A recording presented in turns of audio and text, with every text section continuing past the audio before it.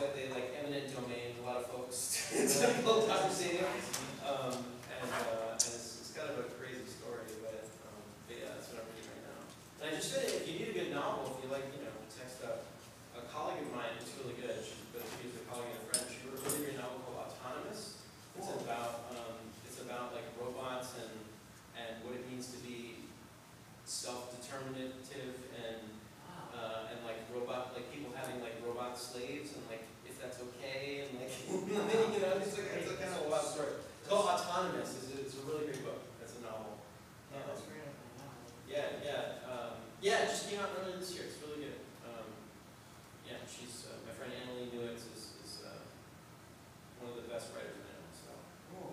yeah, check that out. Sweet.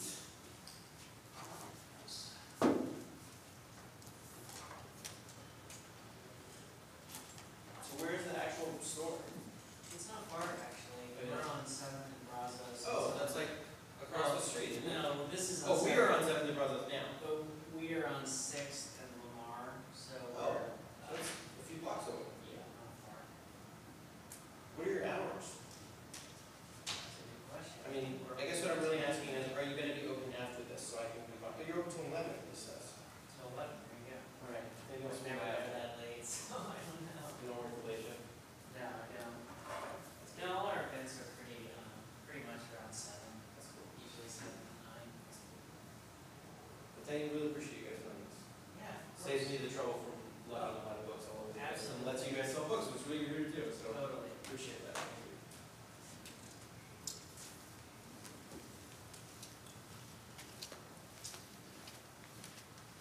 All right, let me get you one more level on me. And we're going to give a few more people. Whenever you're ready. There are several people who said they were find the coming venue. who are not here Yeah, I yet. couldn't find it either. Well, it's normally a little easier to find our normal one, because on the It's all 64. good. It's all good. We'll find it. But yeah, what else do you know? I went to Buc-ee's today. That was exciting. Trying to Texan now. Yeah, I know, right? I was told by my Texan colleagues that you got to go to Buc-ee's when you drive from Houston to Austin, which is what I did this morning. Because there's like a dozen of them here and I stopped at the one in Bastrop? Is it Bastrop? there. Bastrop, okay. Got to practice my Texan.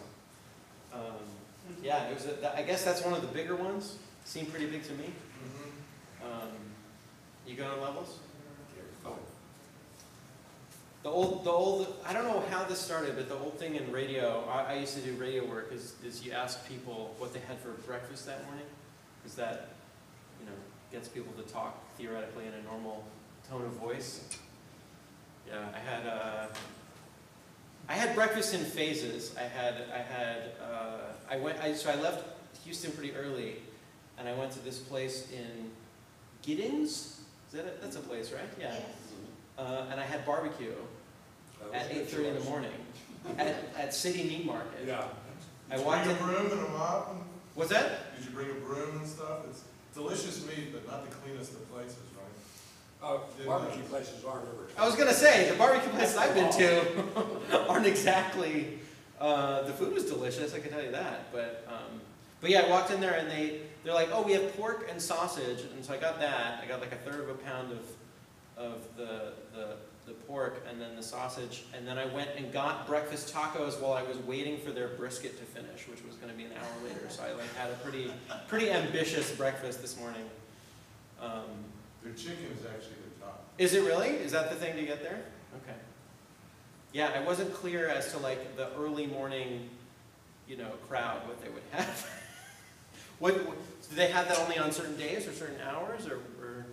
Chicken, no, that's a little early for barbecue. I know. If your stomach's okay, it's better than mine. I survived. But yeah, it was a good experience.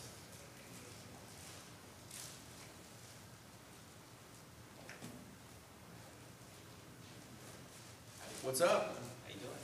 Pretty good. How you doing? Doing great. Cool. Thanks for coming out. Yeah. Just talking barbecue at home. I ate too much barbecue this morning. on my drive from Austin.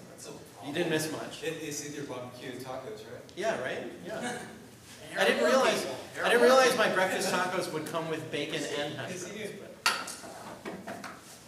can't complain. Give it just another 1 or 2 minutes. and Whenever then you're we'll ready, get boss. started. Yeah. Man, it was hard to get out of that deep learning meeting. I was like, oh, this is deep learning. Here, though. I want to do some shallow I wanna learning. do, deep learning. This is the shallow learning right here. This is the. Yes.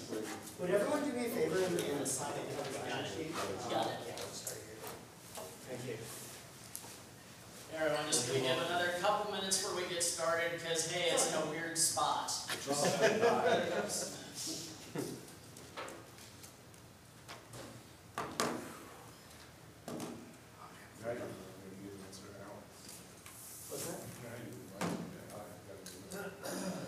Oh, yeah. It's okay, we're all pretty slow to respond on email.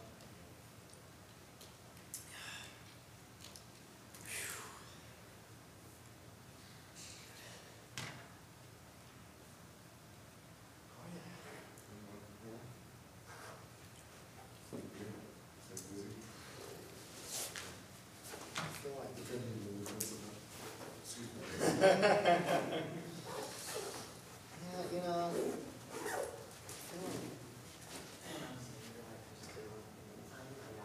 I got a new baby, so it was awesome. You gonna let me go? You have a new baby? Brand Congratulations. new baby. Congratulations.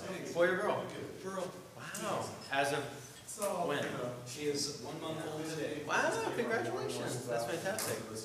My daughter is almost 5 and my son is almost 10 months. Yeah, so you know it. They get bigger. I have teenagers. Good. There you go. Well, so you know better than me. So I there you got go. 18 to 0. Well, there you go. This isn't your first rodeo, I guess. No. I've heard that's a thing that people say here. Yeah. Yeah. Location there. That's awesome. What's her name? Kaya. Kaya. That's a great name. Come early Yeah. and vote early. and- Simple, but different, That's great. but not How do you too- spell it? I can vote it. K-A-I-A. Yeah. Many years. That's nice. Okay, I think we'll go ahead and get Cool, started. whenever More you're ready, people can boss. trickle Yeah. in. Yeah, man. Hello. Oh, right. I need to get for our podcast. This is Right. my mic. Here's the clip. Do you want to tell the nice gentleman Scoop what you had for breakfast this morning? What did I want to know what you had for breakfast. Oh, yeah. I mean, I had some leftover barbecue for lunch. It's not just weirdos like me. Testing. Sounds all right? Okay, so let's get started. Hello, everyone. Welcome to the monthly EFF Austin meetup. Congratulations to all of you who successfully coped both with it being on a Tuesday instead of a Monday, and it being in an entirely different, harder to find room. That's why I'm here. It's not Monday. Well, it works for some people. Awesome. Yeah, you know, this is when Cyrus was in town, so, you know, we bent over backwards to make all this come together, and we're happy we got a decent little crowd out to see Cyrus here. For most of you are old-timers, but for the few who aren't, hi, I'm Kevin Welch. I'm the current president of EFF Austin. EFF Austin is a digital civil liberties organization closely aligned with Electronic Frontier Foundation out of San Francisco. We are primarily an educational institution who basically try to educate on current digital civil liberties issues and issues around emerging technology, law, and society. We also do a little bit of political rabble-rousing, and if you're interested in that, especially as it relates to the upcoming Texas legislative session, you should go speak with Josh there when we're done. Let's see. All right, other announcements coming up. Oh yes, for those of you here, we actually have another event this week, speaking of political stuff, that I strongly encourage all of you to play hooky from work and go to. We are very honored that we're going to be hosting a tech policy panel with the Steve Kling and Joseph Kopser campaigns this Friday afternoon from 3 to 5, panel 3:30 to 4:30 at B.D. Riley's Irish Pub on 6th Street. Basically, both candidates come from long, storied careers in our local tech industry. And so we're going to have a discussion about how that is going to potentially inform their approach to technology law and why we need more tech expertise in our politicians. And you know, I will say that we are trying to present this as a nonpartisan, non-biased event. Their opponents have been invited, although we have not heard back. So let's see, so come to that. Again, when? This Friday, you can check our meetup and Facebook pages for the deets, but Do not subscribe to Facebook. well, meetup or meetup. Or check our website, it'll have all the details. Okay. 3 to 5 will be. At 3 to 5 p.m. BB Riley's. On 6. On 6. The full, They're both running for Congress. Kling is running for State Senate and Copps is running for House of Representatives. So yes, and they both have long tech careers here in Austin. So we're very happy they're going to be gracing us with their presence. Let's see, also coming up in November, we're going to have our normal meetup where, oh goodness me, I recently changed who we're hosting. It's a local tech startup who has a privacy solution. There will be more details. What is it? Let me get you that. While I am stalling, I also want to tell you that we are presenting next month's Nerd Night at North Door. EFF Austin is going to be presenting the evening. Going to have talks from me, John Lukowski, and Chris Boyd, 3 of our board members. I'm going to be talking about an introduction to net neutrality. John Lukowski is going to be talking about the history of EFF Austin. And Chris Boyd's going to be talking about creating a secure home network. Cool. So, yeah, that will be awesome. Come out, have some beer, and listen to the board talk about cool EFF Austin stuff. I cannot find the emails for next month, but check our meetup stuff. But we're going to be hosting a startup who's proposing some privacy solution-oriented software that they want you all to know about, and we're very big on highlighting that stuff. So come out to that. The Nerd Nights in November? Yeah, second Wednesday of November. It's 8 p.m. I think is when the talks usually start. So yeah, at the North Door, come out to that. We'll be announcing everything, but this is the stuff on our near horizon. Let's see. Any final stuff? That's the near-term stuff. So yeah, and we'll be back to our normal time on Mondays for next month's meetup. Anything else? Oh, and when we're done here, we usually all adjourn to Firehouse Hostel and Lounge to have a few drinks and talk about what we discussed. So any of you feel like doing that, we encourage you to join us. Yeah. Let's see. Oh, and just also I'll shout out again that we have been partnering with the local indie web chapter and having first Wednesdays of the month at 6:30 to 7:30 p.m. at Mozart's on Lake Austin in Terrytown, the coffee place, just having meetups around the indie web movement, which is basically trying to create Facebook without Facebook. So if you care about social networks that don't need megacorps intermediating the whole thing, you should come to those. Yeah, so without further adu, I am going to introduce our very special guest, all the way from California, Cyrus Farvar, or Cyrus? Cyrus, yeah. Cyrus, right. You're good. Cyrus Farvar, senior business reporter for Ars Technica. So, we are honored to host him on his current book tour for Habeas Data, which, I will admit, full disclosure, I have not read it, but as he tells me, basically the last 50 years of privacy law in the U.S. and overview/survey. So, yeah, so, you know, he's going to be talking to us about privacy law, maybe read a brief excerpt from the book. He also has plenty of copies over there for you to buy, and I strongly encourage you to do so. Yeah, so without further ado, take it away. Thanks, man. Thank you so much. Thank you to EFF Austin for hosting me. Thank you to my man Scoop on the ones and twos over here. Thank you to the nice folks over at Book People that are slinging some books, so I don't have to carry them all across town and across the country. So really, and appreciate really Capital Factory for giving us this great venue here tonight. So yeah, as was said, my name is Cyrus Farvar. I'm the guy in Ars that wears this silly hat a lot. How many of you guys read Ars Technica? All right. So if you like what you hear tonight, if you don't already read my stuff on Ars Technica, I think you might find it enlightening. I write probably 80% of the time or so on a lot of these issues that we're going to be talking about tonight. I read about the law, I read about surveillance, I read about law enforcement technology, I read about privacy, I read about policing, I read about all of that stuff and how all of those things intersect. This book really in many ways is kind of a culmination of the last 6+ years that I've been writing at Ars. And as I often say, you know, I have fallen further and further and further down the never-ending privacy rabbit hole, which I'm sure you all are well down to. It's a big hole. But yeah, so it's really a pleasure to come out here. I haven't been back to Austin in a number of years. As I was saying earlier, I had way too much barbecue this morning on my drive over from Houston. I had brisket. I also had breakfast tacos. So I stopped at Buc-ee's. So I'm trying to ingratiate myself into your lovely state as much as I can. Don't do it all at once.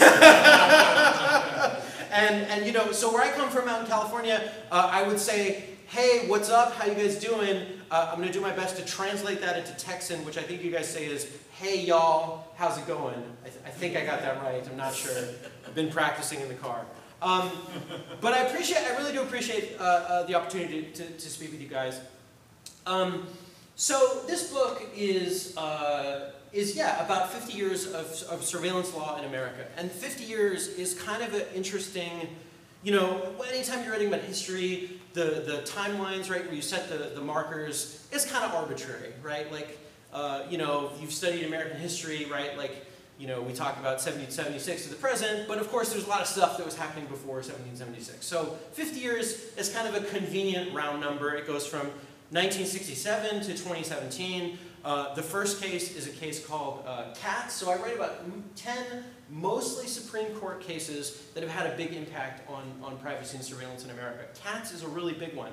I'll get to it in a moment. But the phrase that comes out of that, how many of you guys have heard the phrase reasonable expectation of privacy? Okay. How many of you guys know where that phrase comes from? All right. So our friend in the back probably already knows this, so I apologize. But this phrase, reasonable expectation of privacy, comes from this 1967 Supreme Court case called Katz, K-A-T-Z. And it's a really fun and interesting case. And you know, so that's chapter 1 of my book. So I'm going to give you a little spoiler of chapter 1. All the way to the end of the story, 2017, is a case that I touch on a little bit in the book. A case called Carpenter, which is a much more recent case. It was argued before the Supreme Court at the end of last year. It was decided just a few months ago by the United States Supreme Court. In the Carpenter case, it involved, well actually I'll leave the Carpenter case for a little bit.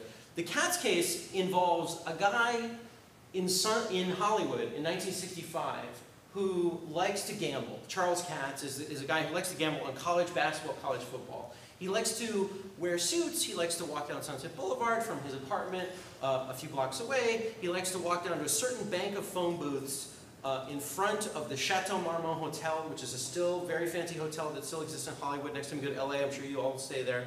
I've stayed there a lot of times, as I'm sure you can tell. There used to be a bank of phone booths right across the street from the Chateau Marmont Hotel. 3 phone booths in a row. I'm 36 years old. I'm old enough to remember what phone booths are. Believe it or not, I have stepped into a phone booth and actually used it. I do know what they are. But so this guy, he would walk just a few blocks away, go into the phone booth, close the door, call his bookies on the East Coast, bet on college basketball and whatnot.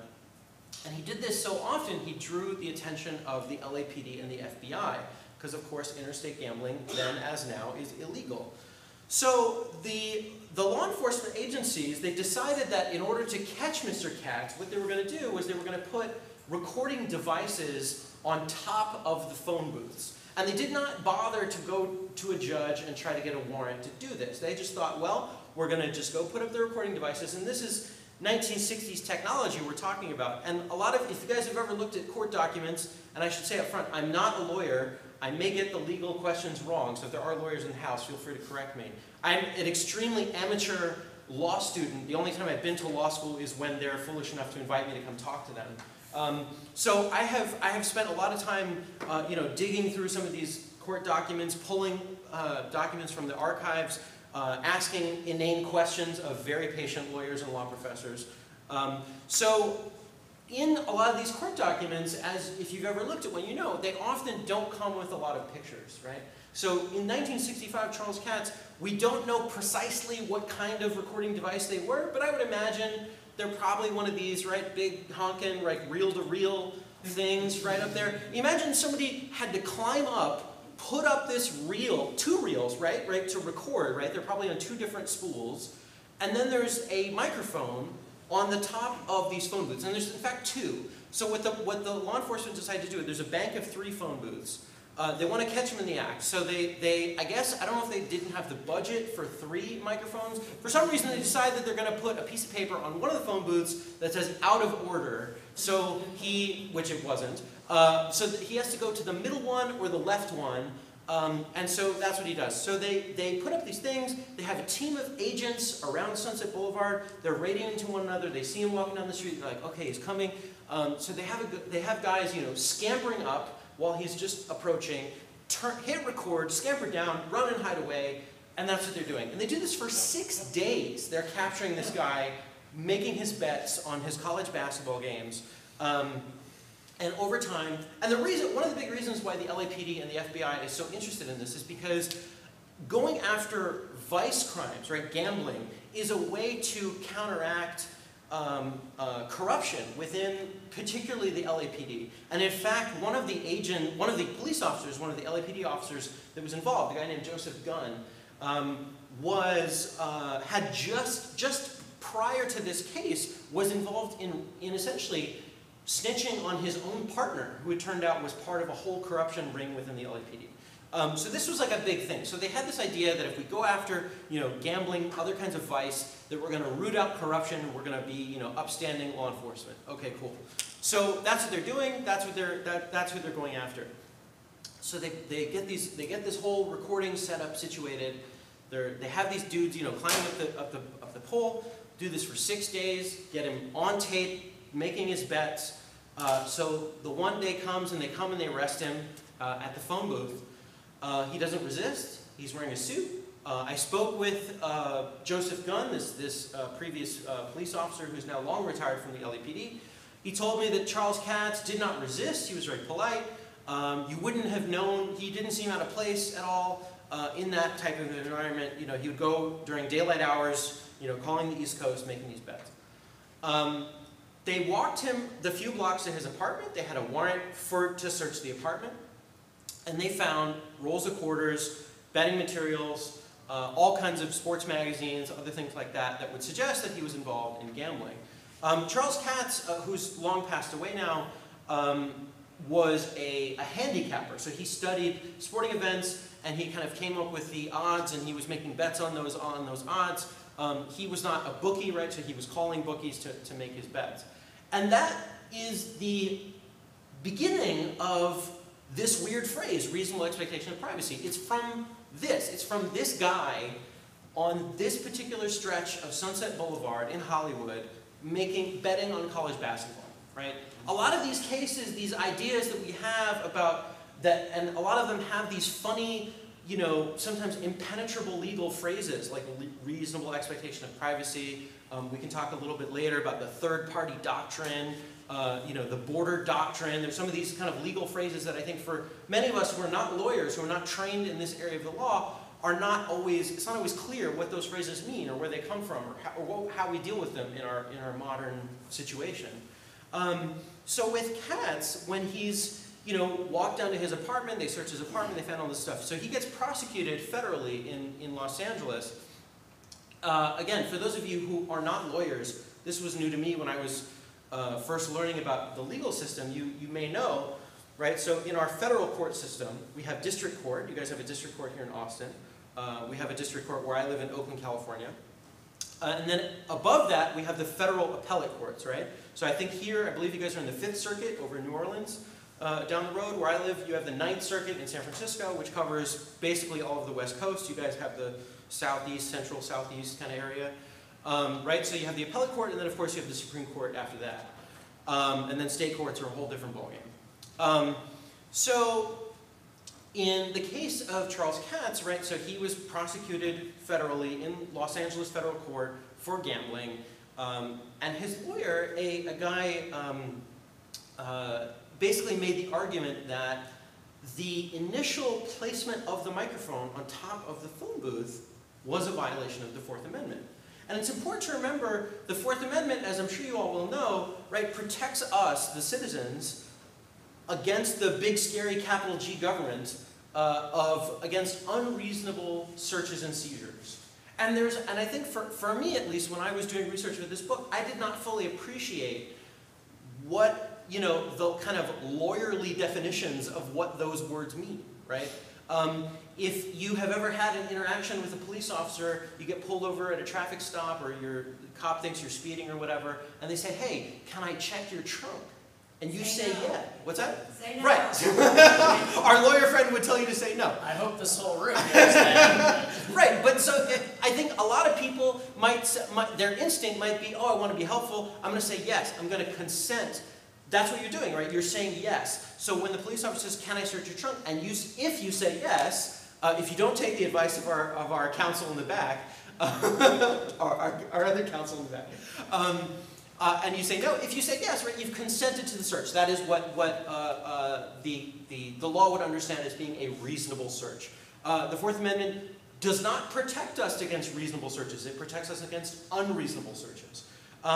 In most circumstances, the way that reasonable searches are effectuated is either through consent, that's one way. Another way is when the police get a warrant, right? That's a very common thing, right? The police think I'm, you know, dealing drugs out of my house. The police go to a judge and they say, hey, we think Cyrus is a bad dude. We think for X, Y, and Z reasons that he's dealing drugs out of his house. Please, you know, Madam Judge, Mr. Judge, please sign off on this so that we can go kick in his door and rifle through his stuff. And we consider that as a society to be a reasonable search. A neutral magistrate has approved and said, yeah, that's fine.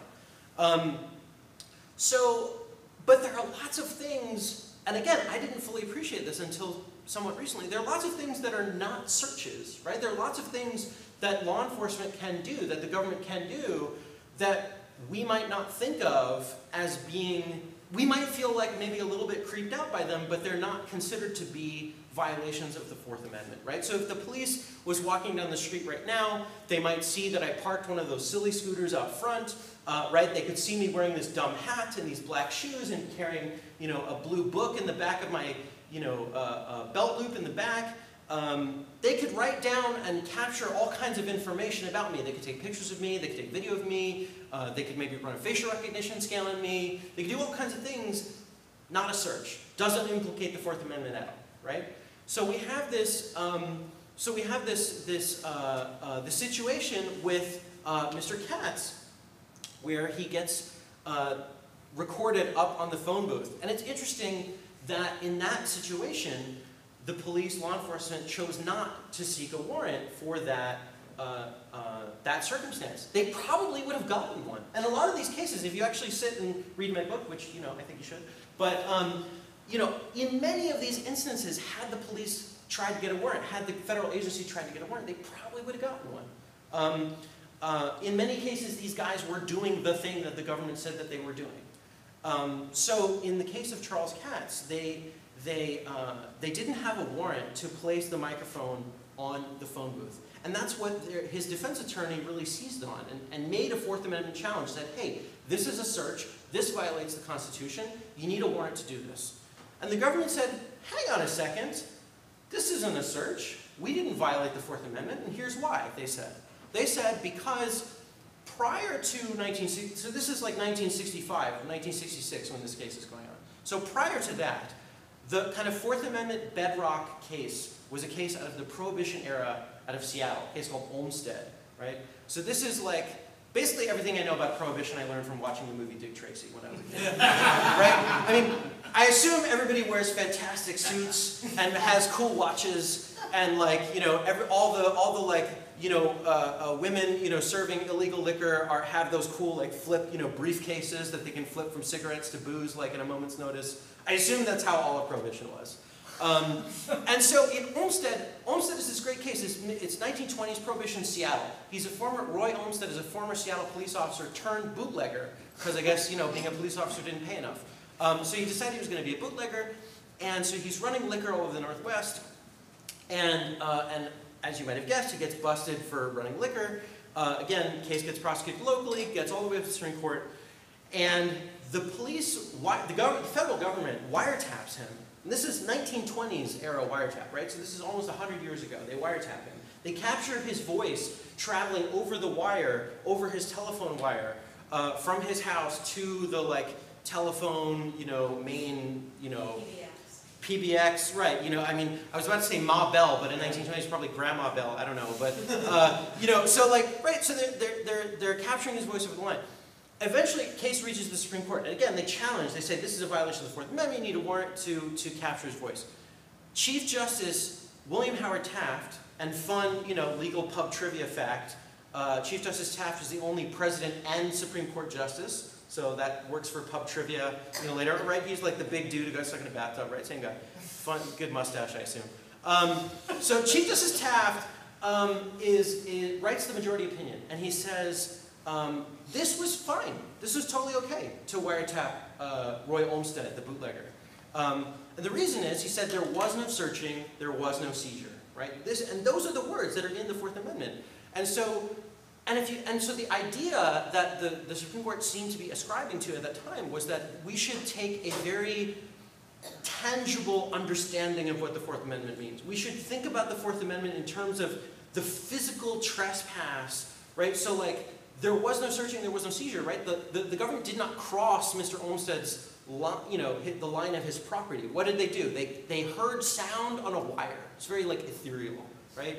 But we would almost laugh at that today, right? Now, if you think, of course, listening to somebody's phone calls, listening to somebody's voice feels very invasive to us. But at that time, in the mid-1920s, they thought, nope, you haven't crossed the threshold, you haven't crossed on his property, you didn't kick in his door, you didn't rifle through his drawers, you didn't, upturn his bed or whatever, it's fine, right? That's what Chief Justice Taft was saying, and the majority of the court was saying.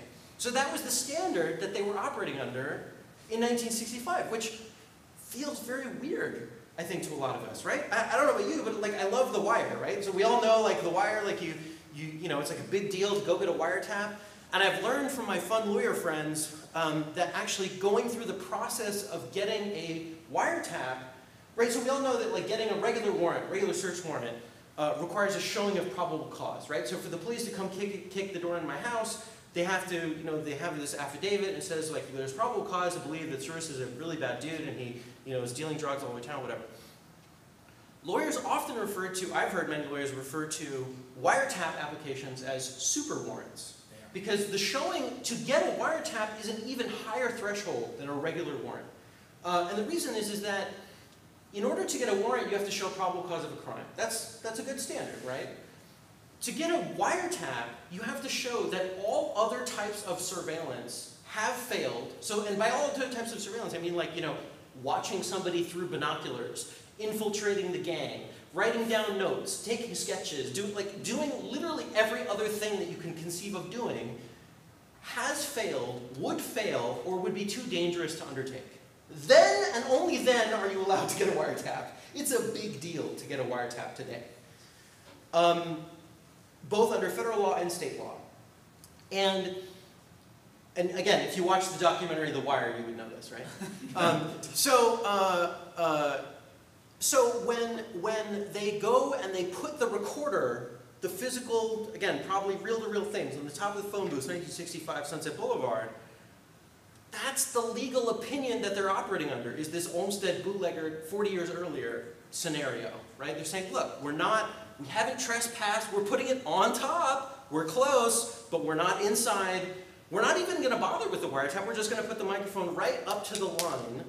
We're not going to trespass into the airspace of the phone booth, and we're just going to turn on our recorders and record him. That was the assumption that the government was operating under at that time, right? And a lot of these cases are like that, where you have somebody who's an FBI agent, a DEA agent, a local policeman, National Guard, whatever, right? And they're trying to figure out where the boundary is, and they're trying to push it a lot of time. And I would like to believe, you may have different feelings about law enforcement, I would like to believe that, 9 times out of 10, they're trying to do their job in the best way that they can. And maybe sometimes they push a little bit too far. If you're a little bit more pessimistic about law enforcement, you might say, well, they're a bunch of thugs anyway, and screw them. But, and that's fine. But I would like to believe that they're trying to do what they're supposed to do. We all want, police to solve crimes, especially serious crimes. So that's where you get this situation in Katz, where they have this recorder up in the top of the phone booth. They get up, the case gets challenged to the Ninth Circuit, and then up to the Supreme Court. And again, the lawyers in the room, or people who are more familiar with the legal system, you may already know, the vast majority, the overwhelming majority of cases do not reach the Supreme Court. When a lawyer appeals up to the Supreme Court, more than 9 times out of 10 it gets rejected, right? So only a teeny tiny fraction of cases are heard by both the US Supreme Court and also by the state Supreme Court, Texas Supreme Court, California Supreme Court, whatever. Most of the time, the appellates are automatic in the sense that, not the appeal is automatic, but if it is appealed, it does have to be heard. But if it's appealed up to the Supreme Court, it doesn't have to be heard. So and to use the legal jargon, if the Supreme Court grants cert, or they deny cert, they don't hear it. But if they grant cert, then they get to hear it. Okay, so Katz gets granted cert. These 2 lawyers from LA go up and they argue on behalf of Mr. Katz that this search was unconstitutional.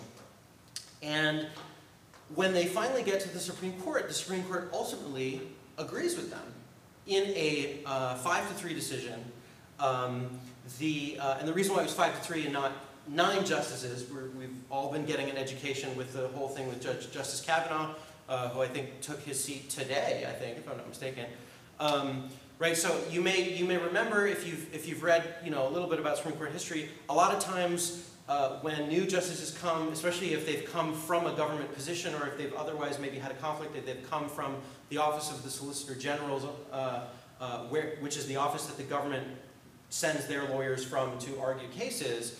So in the case of Katz, Thurgood Marshall had just been onto the court coming from the Solicitor General's office in 1967.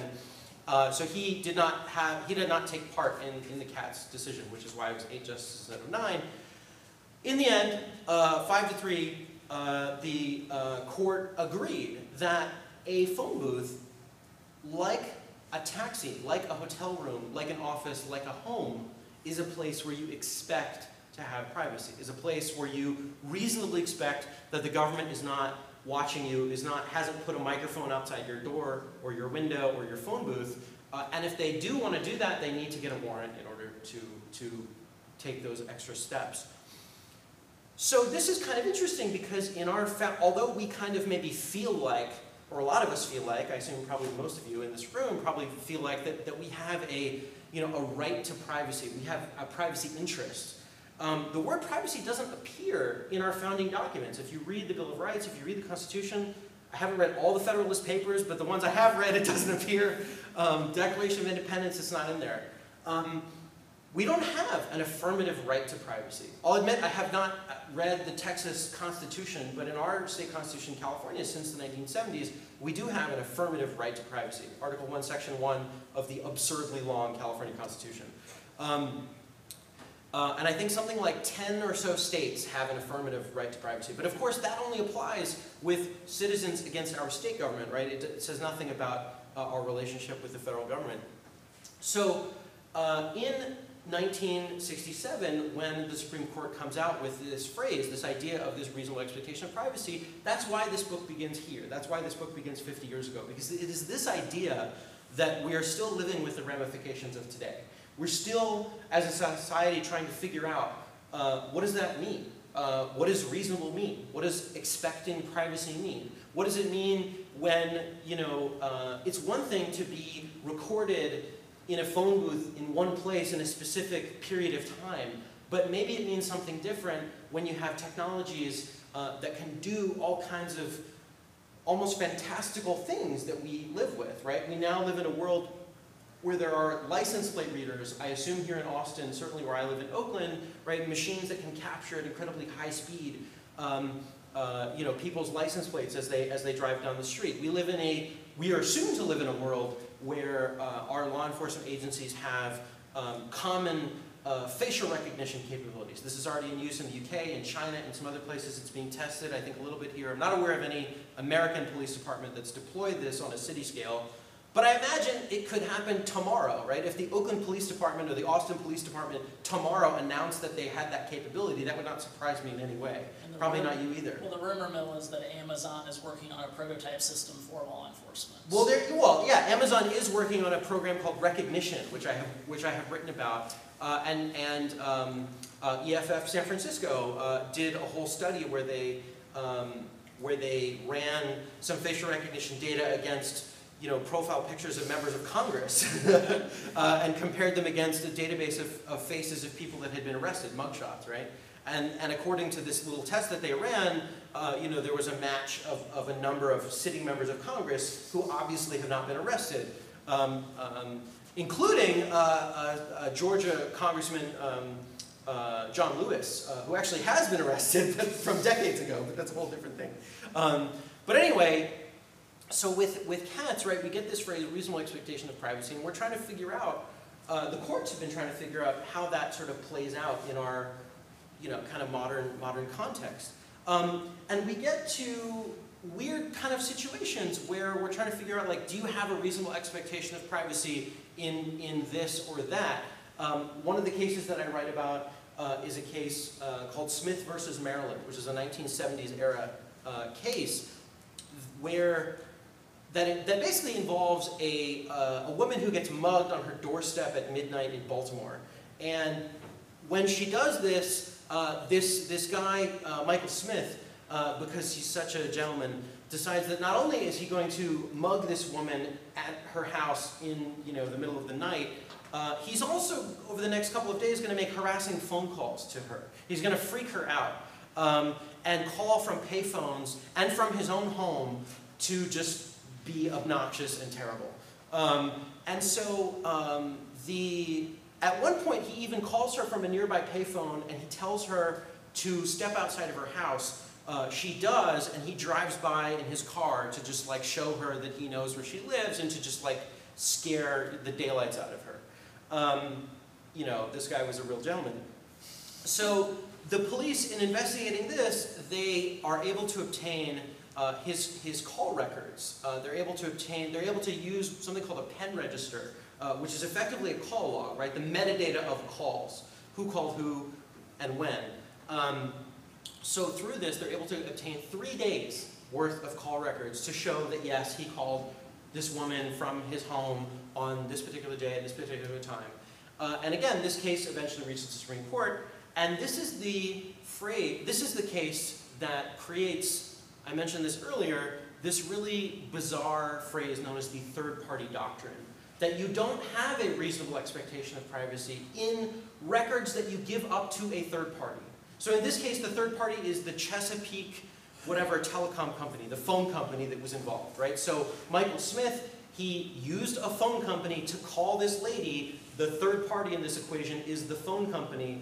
So through the act of making a phone call via a third party, I don't know how he'd make a phone call without using that, but whatever, he gave up his privacy interest in the fact that he made the call to that phone company. And so that phone company could then turn around and give those records to the government.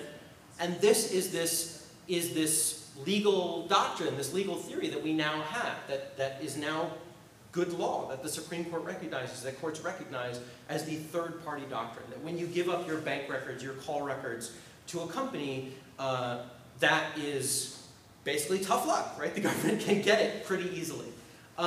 This was at issue. This notion, this third-party doctrine, was at issue in the Edward Snowden revelations. You guys are probably familiar with the Section 215 metadata program that Edward Snowden exposed, right? This is this whole NSA metadata program that affected all of us from 2001 to 2015, collecting all metadata on all Americans for years and years and years and years.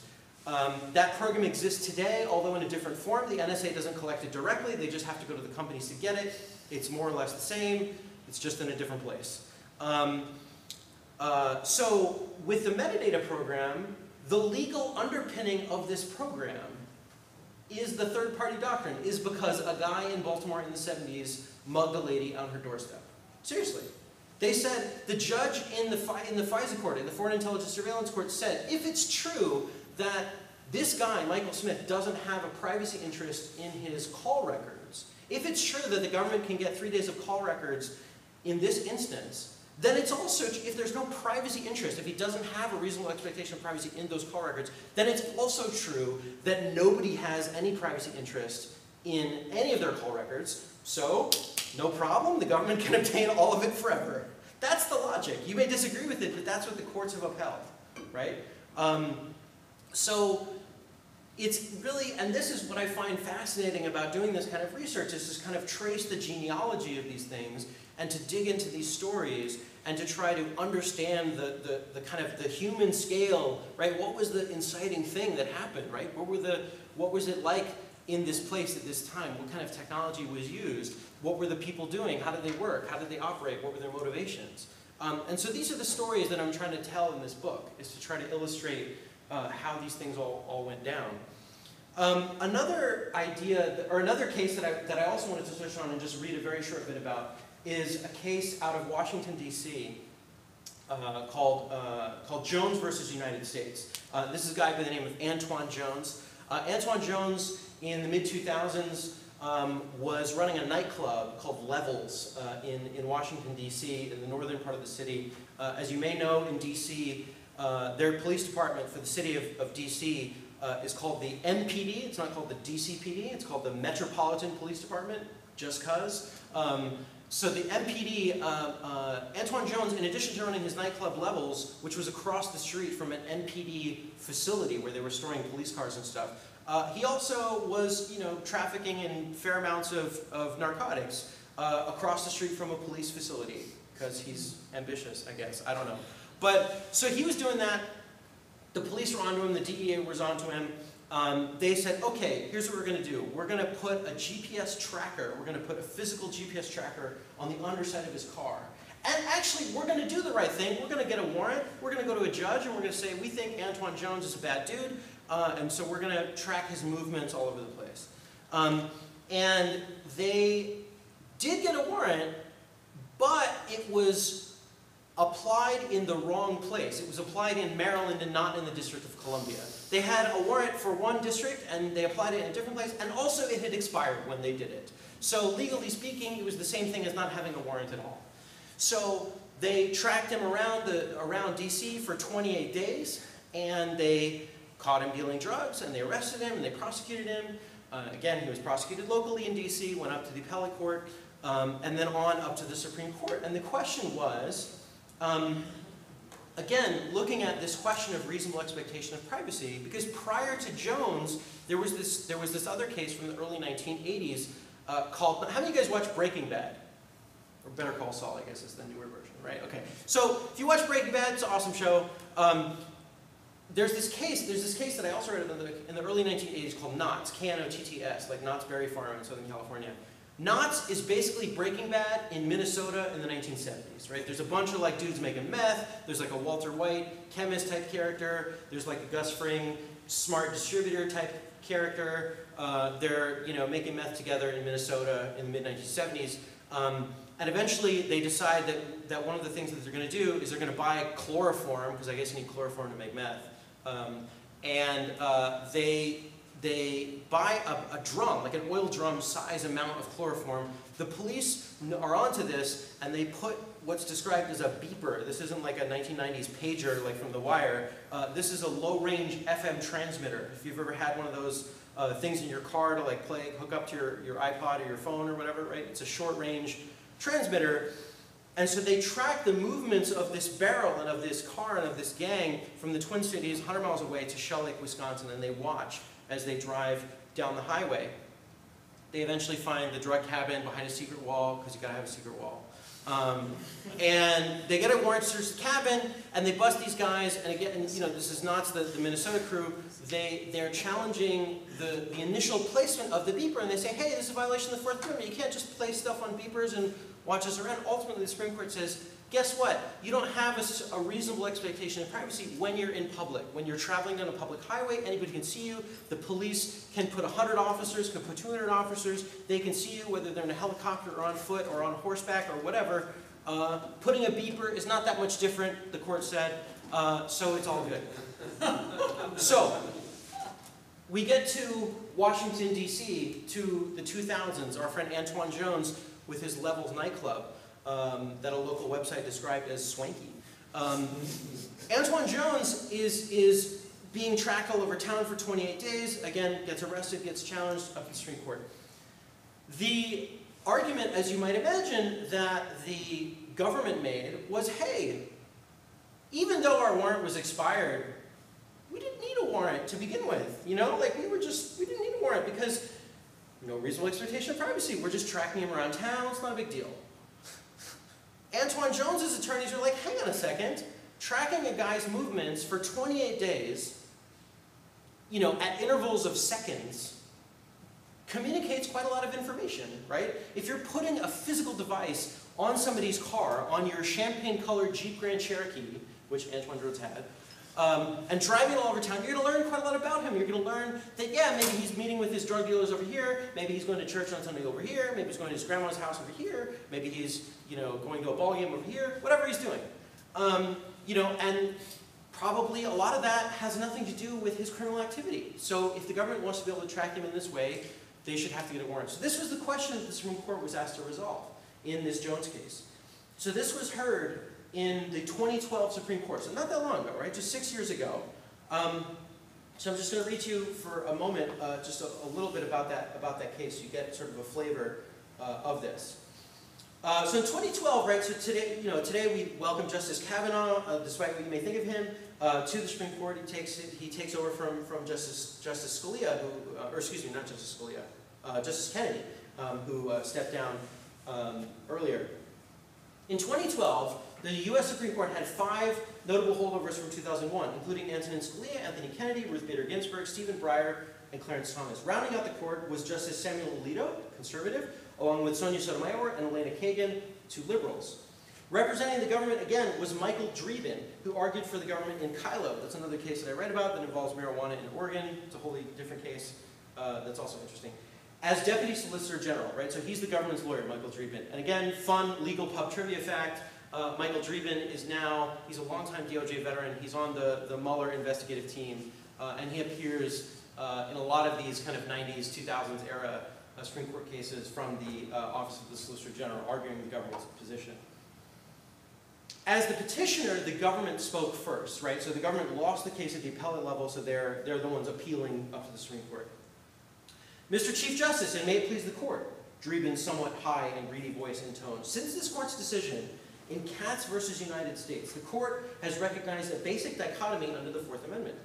What a person seeks to preserve as private in the enclave of his own home, or in a private letter, or inside of his vehicle when he's traveling is a subject of Fourth Amendment protection. But what he reveals to the world, such as his movements in a car or on a public roadway, is not. In Knotts versus United States, this is the Minnesota meth gang, this court applied that principle to hold that visual and beeper surveillance of a vehicle traveling on the public roadways infringed no Fourth Amendment expectation of privacy. And then Chief Justice Roberts jumped right in. Knotts, though, seems to me like much more traditional surveillance, he said. You're following the car and the beeper just helps you follow it from a slightly greater distance. That was 30 years ago. The technology is very different, and you get a lot more information from the GPS surveillance than you do from following a beeper, right? This beeper, of course, is just giving off a little location. It's not even, this is like proto-GPS, right? This is just giving off a little signal. You imagine the 1970s, what technology these police officers had in their car. They probably had a screen that was probably this big. It was probably green and black. It was probably like a radar kind of just going beep, beep. Like that's probably all it was doing, right? Dreeben acknowledged that while the technology was different in Knotts, police lost track of the car as it was driving from Minnesota to Wisconsin for a full hour. Quote, they were only able to discover it by having a beeper receiver in a helicopter that detected the beeps from the radio transmitter in the can of chloroform, he replied. But that's a good example of the change in technology, Roberts retorted. That's a lot of work to follow the car. They've got to listen to the beeper. When they lose it, they have to call in the helicopter. Here, this is Jones he's talking about, the GPS, right, in Washington. Here, they just sit back in the station and they push a button. And whenever they want to find out where the car is, they just look at data from a month and they find out everywhere it's been in the past month. That seems to me to be dramatically different. Eventually, Justice Scalia chimed in, noting his displeasure with the entire cat's reasonable expectation of privacy notion. That's a whole different story. And focused on the physical trespass of the GPS device on Jones's car. Remember, what they did was they took a device not much bigger than a phone, and they just slapped it on the underside of his car. That's what they did. Not long after, Chief Justice Roberts stunned the court with a key question. Do you think there would also not be a search if you put a GPS device on all of our cars, monitored our movements for a month? He asked Dreeben. Do you think you're entitled to do that under your theory? The justices of this court? Yes. Under our theory and under this court's cases, the justices of this court, when driving on public roadways, have no greater expectation. So your answer is yes. You could decide tomorrow that you want to put a GPS device under every one of our cars, follow us for a month, no problem under the Constitution? Well, equally, Mr. Chief Justice, if the FBI wanted to, it could put its team of surveillance agents around the clock on any individual and follow that individual's movements as they went around on public streets, and they would thereby gather. And then Stephen the Car, Antoine Jones's lawyer, sitting at the counsel table, was stunned. He said to himself, that's it. We've won. After some more repartee, Justice Sotomayor stepped in with this inquiry to Michael Dreeben. Tell me, what is the difference between this and a general warrant?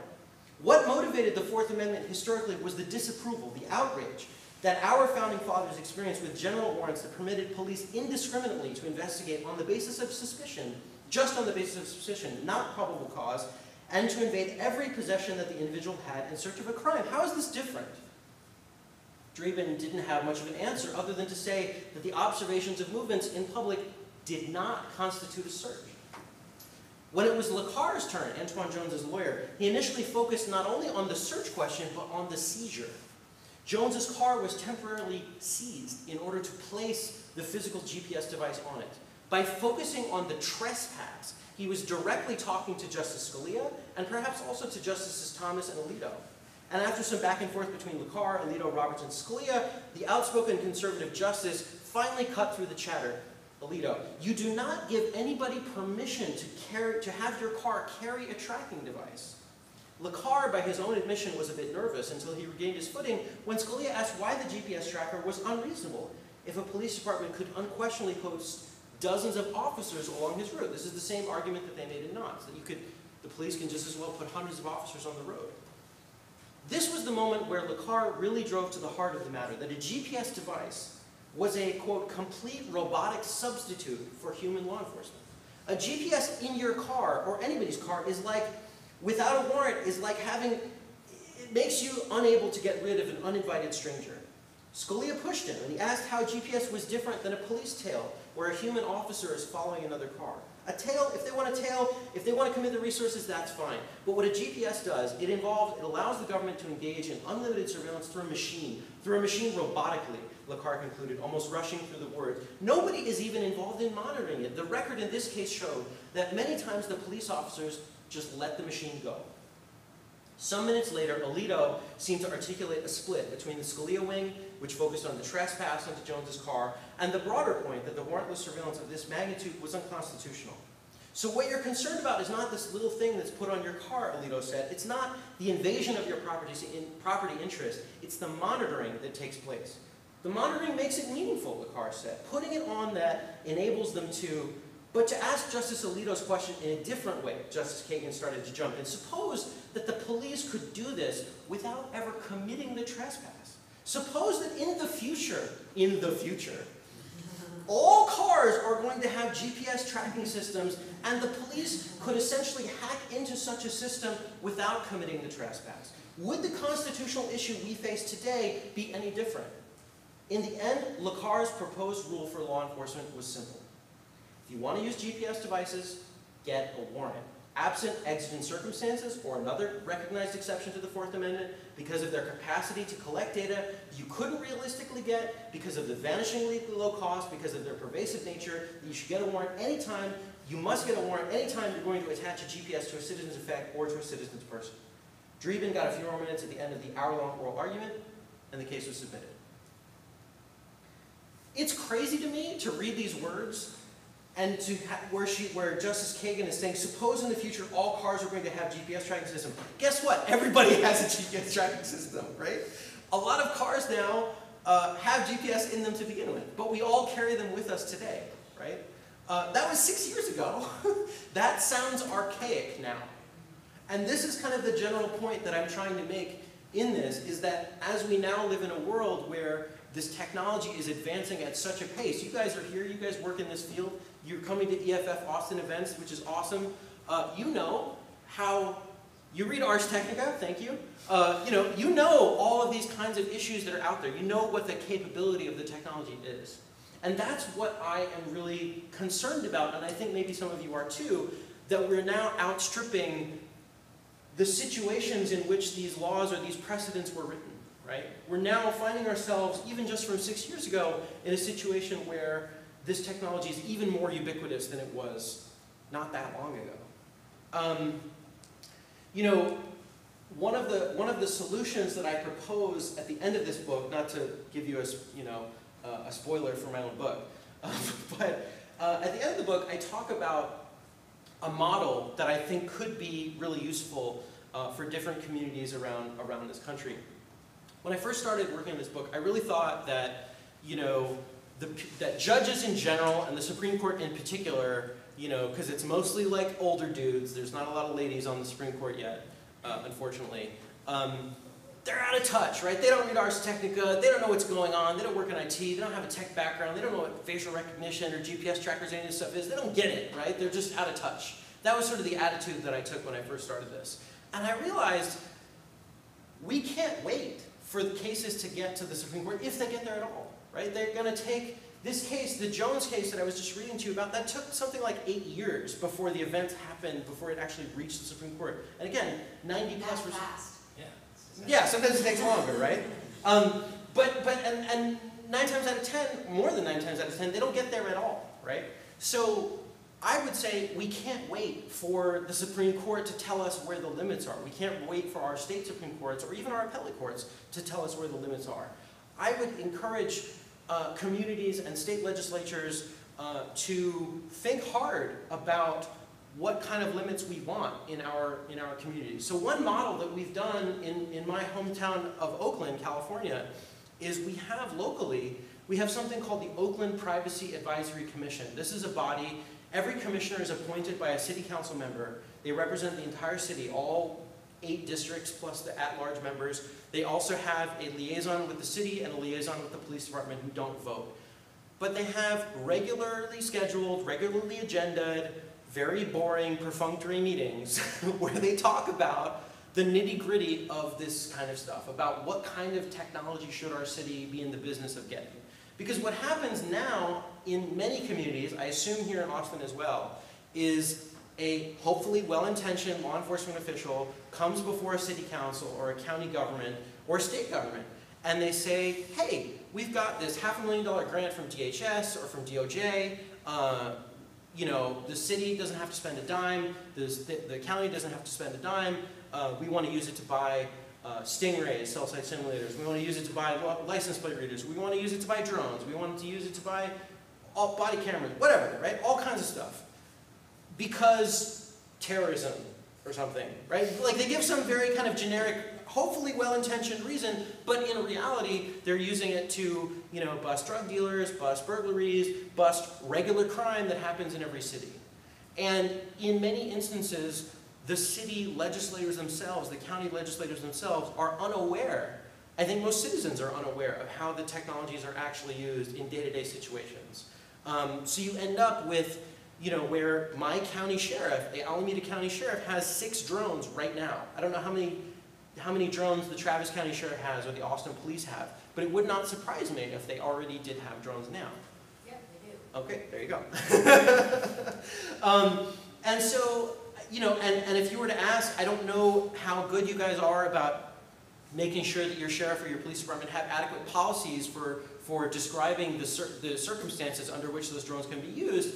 But in many cases, when these types of technologies are acquired, there often are not policies in place ahead of time before they acquire them, before they use them. So this is what the Oakland Privacy Advisory Commission tries to do, is they try to have thoughtful discussions with law enforcement in the room that are open to the public, where everybody can talk about and say, okay, we all want to solve violent crime. Oakland is a city of 400,000 people where sadly, on average, something like 80 people get murdered a year. I want, and I think just about everybody else in the city wants, the police to solve violent crimes. We want them to have the tools that they need to do that. But we don't like the idea of, drones just flying around all over every time, willy-nilly for no reason. So this is what the Privacy Commission in Oakland is trying to do. And I'm not aware of any other city in America that has a model like this. They've been doing it for a couple of years. It really got catalyzed in the wake of our friend Edward Snowden from 2013, where some local citizens found out, literally in the same month, June 2013, when Snowden became known to most Americans, there was again, one of these grant measures, some, hopefully well-meaning functionary came before the Oakland City Council and said, hey, we want to accept all this federal money in the name of port security. The Port of Oakland is the 5th largest port in America.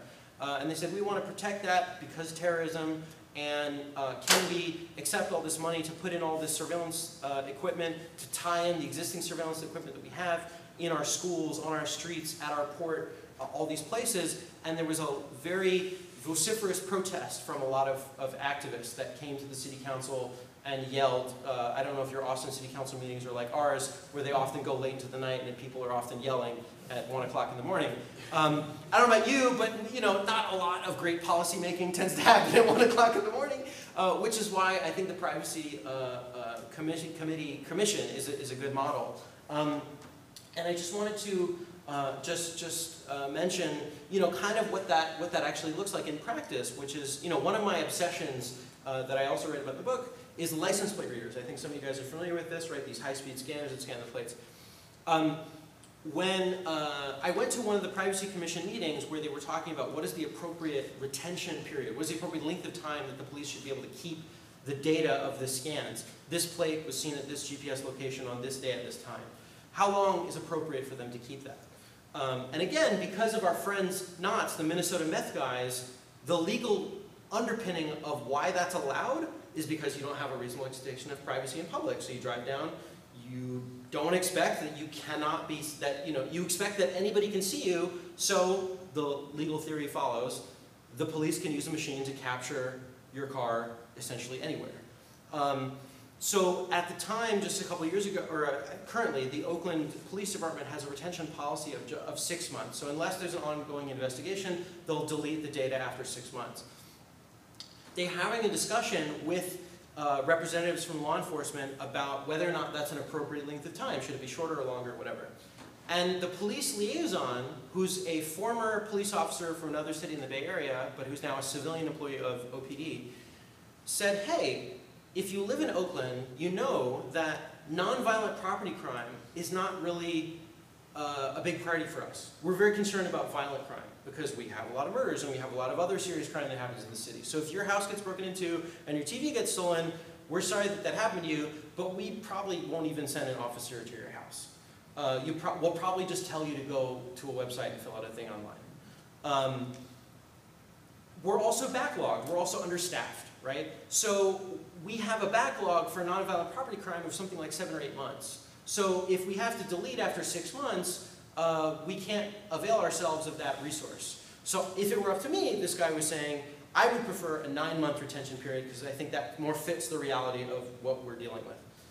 And so I was sitting there, and I would say if it were up to me, I would be more in favor of sort of a catch and delete type of policy. You scan, if it matches some investigation, cool, you get to keep it for a bit more, but if not, then delete. That would be my preference. But what the argument that this guy was making of 9 months and we're backlogged and we're understaffed, like, that's not crazy to me. Like, that's like a reasonable argument. We can have a discussion about whether or not that makes sense or doesn't make sense. Ultimately, they didn't change the 6-month policy, but that moment gave me hope that, like, that there was an opportunity there to have a reasoned dialogue with people to try to balance the two things that we want. We want to balance our civil rights and civil liberties with also the need to effectuate law enforcement. That's, I think, what we all want. And right now I feel like that oftentimes that is kind of out of balance. So my hope is that by writing this book and talking to nice, beautiful people like you, that we can help to get that a little bit more in balance. So thank you for your time.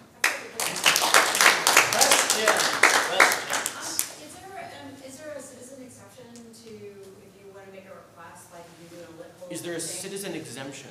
For the For the license plate readers specifically? Yeah. Like if I say, hey, you said it's all on the web, Yeah. and stuff, and I call the police department, like we do that here in Austin, Yeah. body cam for only 3 months, you have to send a request to retain it. Yeah. Can a citizen do that, I'm not sure about license plate readers specifically. I know that since I started writing about this over the last 5 or so years, when I first started writing about it, Oakland specifically had no policy. So at one point, I filed a records request and I asked for the whole darn database. And they gave me 4.6 million records of license plate reader scans, which you can go to the Oakland website now, today, and still download. So if you want to do some fancy data viz and magic and alchemy, you can go do that. The EFF in San Francisco did get that database, and they made a cool heat map so you can see what parts of town are scanned more than others. Nowadays, with the 6-month retention, conceivably you could ask for the last 6 months of license plate scans. I'm not sure what the policy is. I think that with the Privacy Commission and others, they're trying to figure out like what the deal is. And different states are more or less permissive with records. I know Minnesota, for example, is more permissive generally. So there was a reporter just a few years ago in Minnesota who filed the license plate records for the mayor of Minneapolis and got a couple years of the mayor's scans, and then they changed the law so that wouldn't happen again. But there was a guy in Seattle who had like a blanket request for all body cam videos for the Seattle Police Department, and the Seattle Police Department was like, this is ridiculous, we can't possibly fulfill it. And he was like, hey, the law is the law, you gotta follow the law. And they ended up hiring the guy. And so now the Seattle Police Department actually has a YouTube channel that you can go to and watch. There's stuff that's blurred out, but you can kind of get a flavor of what the Seattle Police Department is dealing with on their YouTube channel, which is kind of interesting. So yeah. It's my understanding that we all think that this information is being used and retained by the police department, and it's come to my understanding that it is sold. Yeah, so there are private actors that are in this sphere, right? So with license plate readers are a good example. Many law enforcement agencies, I assume here locally, regionally as well, every law enforcement agency, Travis County Sheriff, Austin PD, whatever your neighboring town is, I'm sure you guys who live here locally know this better than I do, but if this region is like where I live, right, every jurisdiction has its own little thing, and maybe some agencies like Oakland will put them on top of the police cars, other cities might put them above the street, they might mount them sneakily in like little traffic cones or whatever, might be on your bridges, toll roads, things like that. But there are also private companies that do this as well. There's a large company about an hour's drive from where I live in Livermore, California, about an hour east of Oakland, that has a really fun, totally not scary name called Vigilant Solutions. Vigilant Solutions is a company, so I mentioned I got 4.6 million records from Oakland. Vigilant Solutions claims to have 10 billion records, privately, nationally, right? And because they're a private company, they don't have to give idiots like me the time of day, right? They're not accountable largely to the public. The only way that we get an insight into what they're doing is if you ask them and if they choose to answer. Or if you file a records request and you say, hey, give me the data sharing arrangement or the contract that you have with X, Y, or Z police agency. Then, with organizations like EFF and others that try to agitate to shed some light as to what's going on. So there are companies out there that are doing that, right? There are also companies that are, and so when they share, so what Vigilant in particular is doing is they're contracting with tow truck companies and repossession companies. They sell LPR license plate reader kits that mount onto like a tow truck. So the tow truck's driving around doing its tow trucking, and it's scanning 60 plates per second all over the place, and then they're creating Vigilant's database. Vigilant then turns around and sells access to their database to the Austin Police Department, to the New York Police Department, to all over the place. And if you're a policeman in Austin or wherever else, you can imagine how useful that might be, right? If you steal a car, you're going to drive it to, I don't know, Chicago or New Orleans or wherever, right? You'd want to know all the jurisdictions in between to be able to find that stolen car or whatever. And I guess just to piggyback on that, I can't speak necessarily of companies in the Austin area that for sure engage in that. I can tell you that to sort of go off Sarusa's point, there are, I believe, in the Tri-County area, there are 17 separate law enforcement agencies who coordinate with the local Tri-County Fusion Center, the Austin Resource Intelligence Center. Eric, we had their director speak at our meetup a couple years ago. So you can go to their website or talk to them if you want more info. And if anybody locally is engaged in that, I would suspect it's probably Stratford, because they do global intelligence risk assessment. So it probably looks into that. They also have an officer. Right. Yeah, so there are these regional intelligence centers. You guys have one here locally. In where I live, it's called the Northern California Regional Intelligence Center, or NICRIC, if you're in the know. And yeah, this is kind of the nexus of all of this data sharing between these different agencies. And where I live, at least in the Bay Area, lots of cities, Oakland, Richmond, Berkeley, are starting to realize that that data can then be shared with federal agencies that maybe they don't want it to be shared with, such as ICE, that are used for the purposes of deportation. So you have cities that, as of very recently, within the last 6 months, who are starting to realize, hey, you know, we're cool with, you know, Amber Alerts and stolen cars, but maybe we're not cool with sharing it with ICE for the purposes of deportation. So cities, I think, are starting to come around and to realize, you know, maybe we don't want the data that's used for one purpose to be used for a different purpose. But there's lots of other companies. You mentioned Stratford and others. Sorry? We would hope. Yeah, we would hope. I'm starting to hear that it's coming down the pipeline with family law getting that record. Yeah. Your insurance agency is getting a hold of that information. And The privacy rabbit hole never ends. Sorry, just 1 second. I think there's a question in the back. 1 second. Sorry. So can you talk about, like, I know Carpenter was historical cell site location. Yes. Can you talk about, like, real time? Do you think that that's an issue? And, like, I know that Securus got, discovered that Securus was doing real time. Yeah. Cell site location information. Yeah, so you brought up Carpenter. So Carpenter is a much more recent case, right? So the events of Carpenter happened in 2010, 2011. It was decided at the Supreme Court just this past term, early 2018. And the facts of the story are basically, there's a whole episode of the podcast Planet Money. They did a great episode about Carpenter that I recommend that you listen to. But basically, it was instead of a meth gang, it was a robbery gang. They were stealing cell phones. They were stealing iPhones, Android phones in Michigan and Ohio, 2010, 2011. They would literally walk into a store, Radio Shack, with a laundry bag and a gun, and it's just a straight stick up, threw them in the bag. In this robbery gang, for some reason, they needed 3 different guys named Tim. There was Little Tim, Big Tim, and Tim Tim. Not making this up. So Tim Carpenter is Little Tim, if you're keeping score at home. So Tim Carpenter challenges, and the way they find out, one of the tools that the police use for the investigation of Little Tim Carpenter is through something called a D order, which is the federal section of something called the Stored Communications Act, where the government goes to a cell phone company, in this case Metro PCS, and they say, hey, Metro PCS, you got to give us the records. We don't have to show probable cause. We don't need a warrant for this because our good friend, the third-party doctrine, says we don't have to get one. So they come and they show that we have to show relevancy to an ongoing investigation, and Metro PCS, or whoever it is, has to turn over the data. So they did, fine.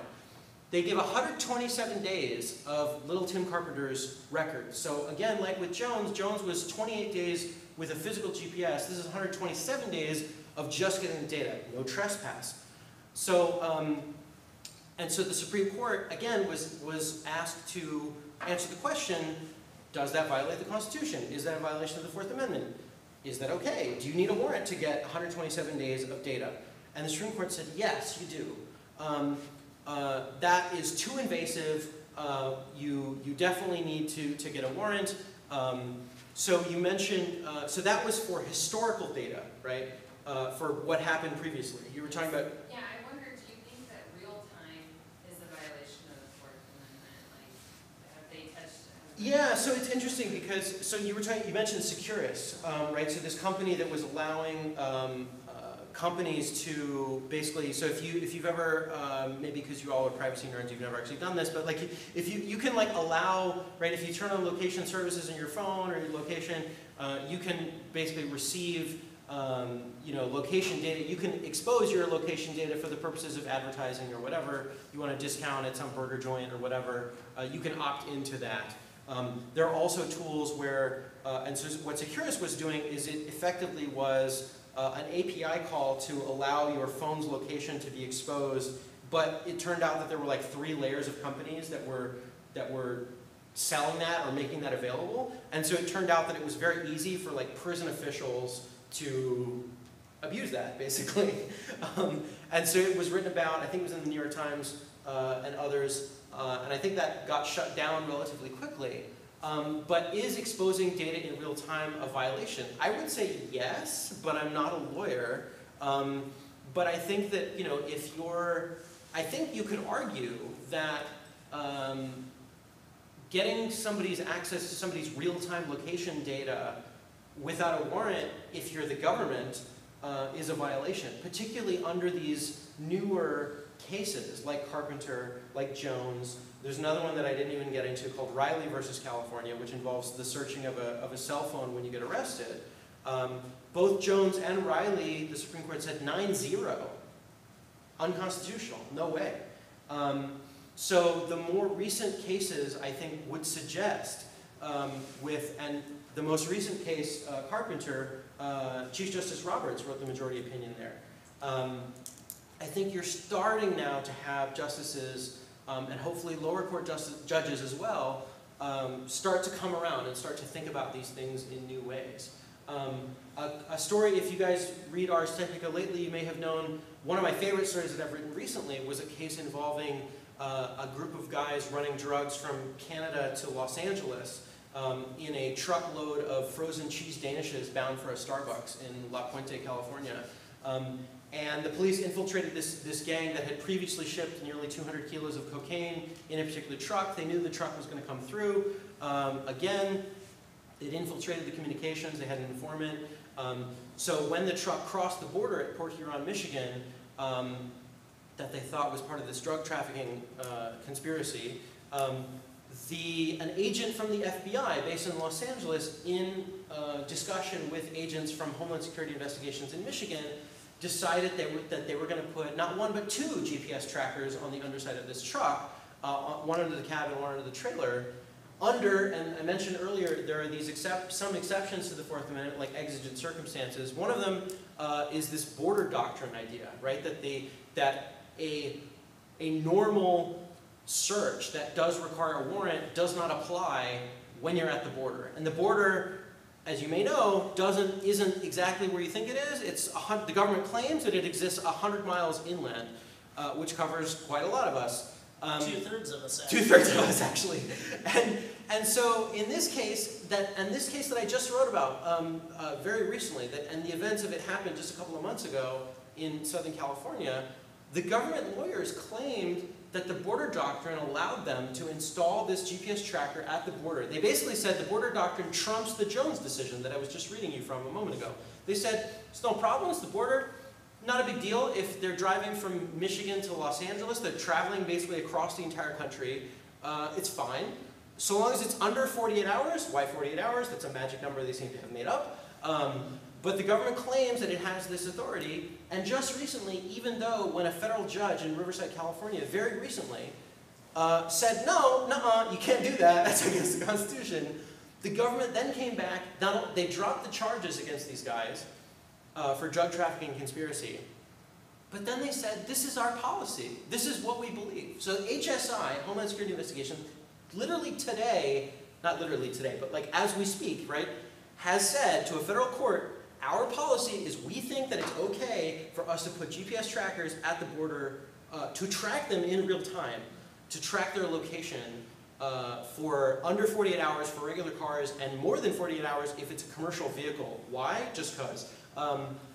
And they're going to have a court hearing about this in Riverside in November. So if you find yourself in Riverside, California on November 15th in the afternoon, you can go to Judge Bernal's court and see what that's all about. Is HSI justifying this under Chevron deference, that basically because there's no law explicitly saying how they must do this, they can interpret it how they want? I didn't see Chevron deference coming up in that, and as I understand it, that basically says that, yeah, that executive agencies can sort of It came up in the, it most came up in the Brand X case around net neutrality. Yeah, they didn't raise that issue. That may be ultimately what they claim.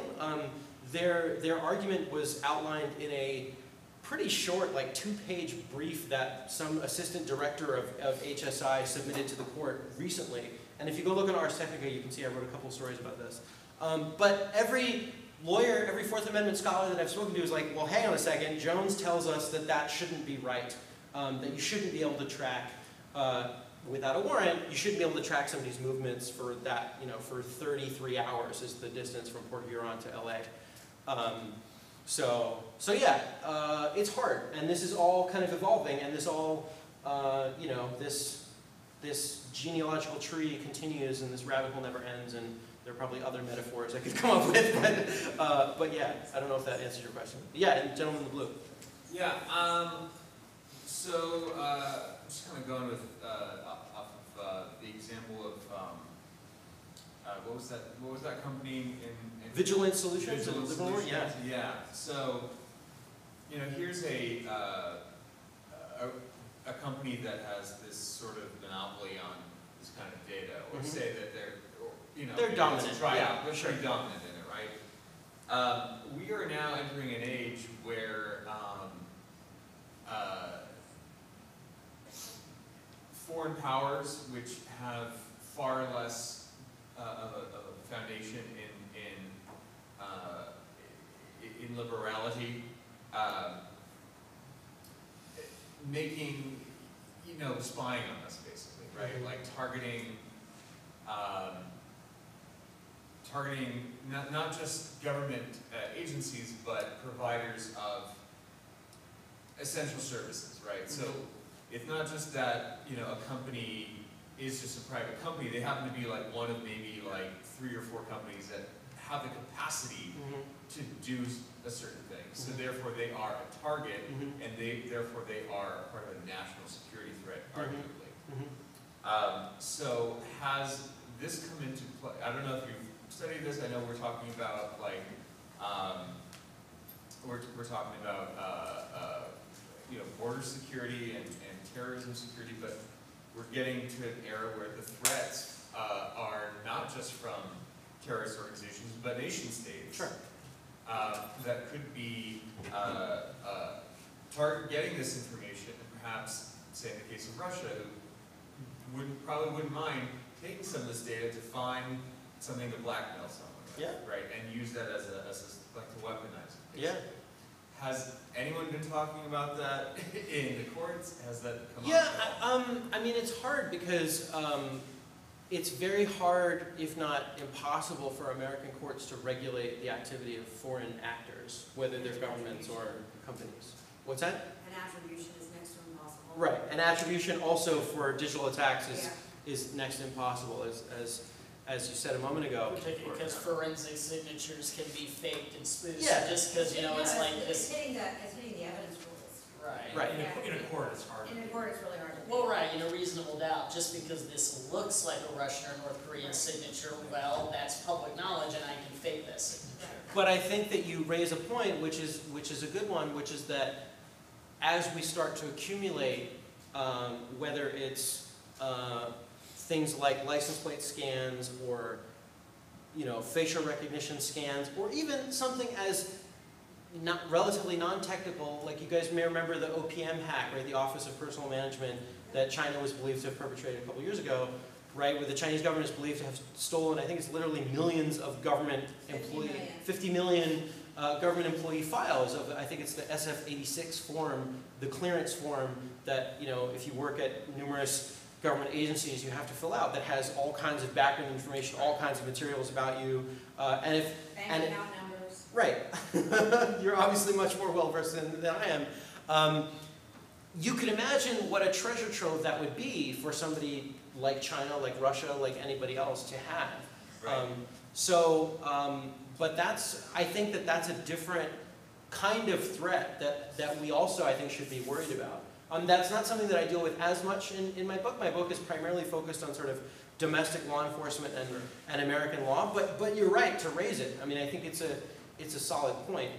It's just the idea that you know, a lot of these rules are being, at least a lot of these principles of privacy are being breached with the argument being national security. Sure. And now I think that it's interesting that there's a growing argument for exactly the opposite, using the same reason. Yeah. Right, like more privacy in the interest of national security, because of the threat, the change, the shift in the threat, and the change, the threat, the increase in the level of threat. Well, it's the same argument as why you can't have encryption backdoors, because it's actually a security risk from foreign actors. But it had been argued for so long, the other, it's like, oh no, you can't have privacy. That was because of Scalia. Communications access law enforcement. Authority? What's the last one? I think it's authority. Is it authority? Something, yes. Authorization? I don't know. We can look it up. So- Anyway, sorry. Just going back to, I guess, domestic a little bit. Yeah. And talking more about Riley. Yeah. Where essentially it seems to me that the issue, right, was not the data itself, and we touched on this a little bit, but like the archive of it, right? Where it doesn't show you what you want to know, it shows you so many more insights just because of how much data is out there. And thinking about how much data is collected now in the Internet of Things, where everything collects everything, you know, it seems like there's this real tension between stuff that sounds pretty reasonable from law enforcement requests and just the amount of data that they're able to get from sources, but also like, you know, not only that your wireless water cooler, you know, they can get that data, but that the water cooler data also, you know, gets your blood pressure or whatever. Like everything collects. What kind of water cooler do you have, man? The kind that law enforcement would love. It's a discount as health insurance. Yeah, That's well, all. that's what I'm saying. Where everything ties. Right. But you're right. You're right. So how do we better understand that tension and get it reflected fairly? Where it's like, is the answer just we don't allow anything to be collected, or? Yeah, I mean, it depends on. It's hard, right? You could take the I don't know if you guys watch Battlestar Galactica, right? You could take the Adama rule and just not have anything be connected to anything. In the woods. Right? Yeah. I always tell people it's very easy to be totally private and have nobody spy on you. Just throw all your devices into the nearest body of water, move to the mountains, and don't talk to anybody ever again, and then you're good. I know a few people, they still funny. Right. The problem with that is we all like cat videos too much. Like that's the problem. We like fun things that make us laugh on the internet. We like human contact, as is evidenced here, right?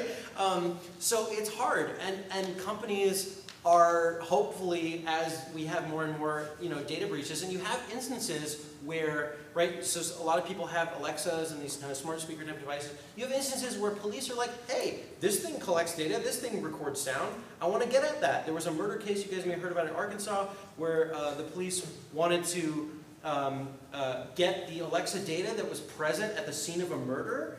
That was like, that's the technology that we live with now. Yeah. I was going to say one thing, which is I litigate constitutional criminal proceedings. Oh, so there you go. On behalf of the government and state court, and I can tell you that there is an insidious, there's a problem, and it's not that people are evil or bad, but there's an assumption that as long as the courts suppress the fruit of the search, that somehow protects us from.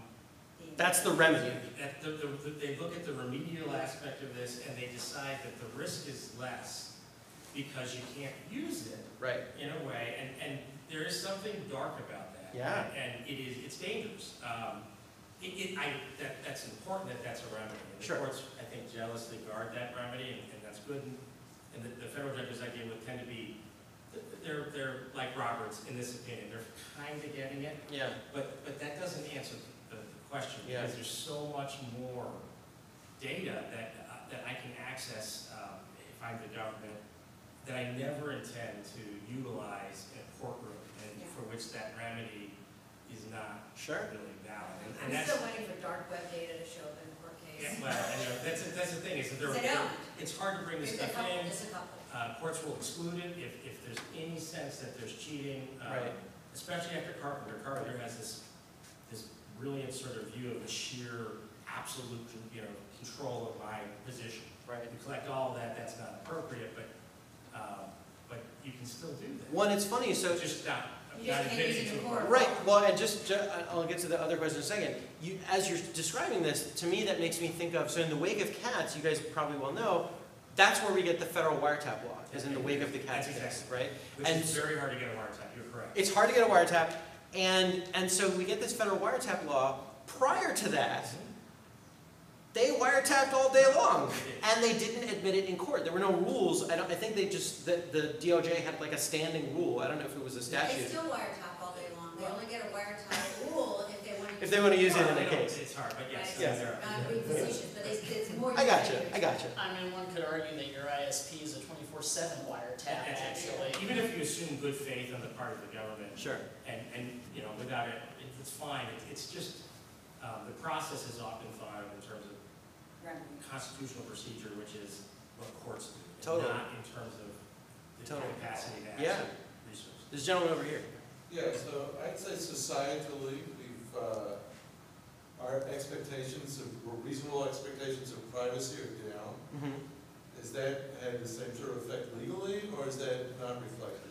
Well, so you touch on a good question. So there's a lot of so if you really dig into the legal journals and you read what the lawyers are talking about, what the law professors are talking about, what the judges are talking about, there's a question now, there's kind of an open question now as to what does reasonable mean, right? Is there an objective, pure, anybody can figure out what that means, or does that change over time? Is it subjective? Is it malleable depending on the technology and the place and the context? Or your age. Right, or your age, or, right? And so it's kind of an open question. And if we put up a sign, that or there was just a rule, everybody's house was going to be videotaped, and you expected that your house was going to be recorded by the police, and you expected, then, what does that mean? But I think a lot of us would be really uncomfortable with that. Well, it just sounds exactly like 1984, no hyperbole, Sure. actually.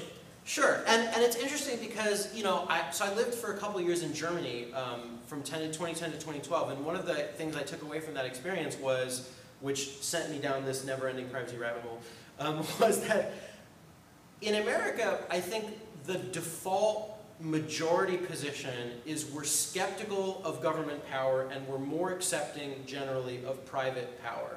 We accept Google Street View that a private company can drive down literally every street in America and take pictures of everybody's home, and nobody largely bats an eye.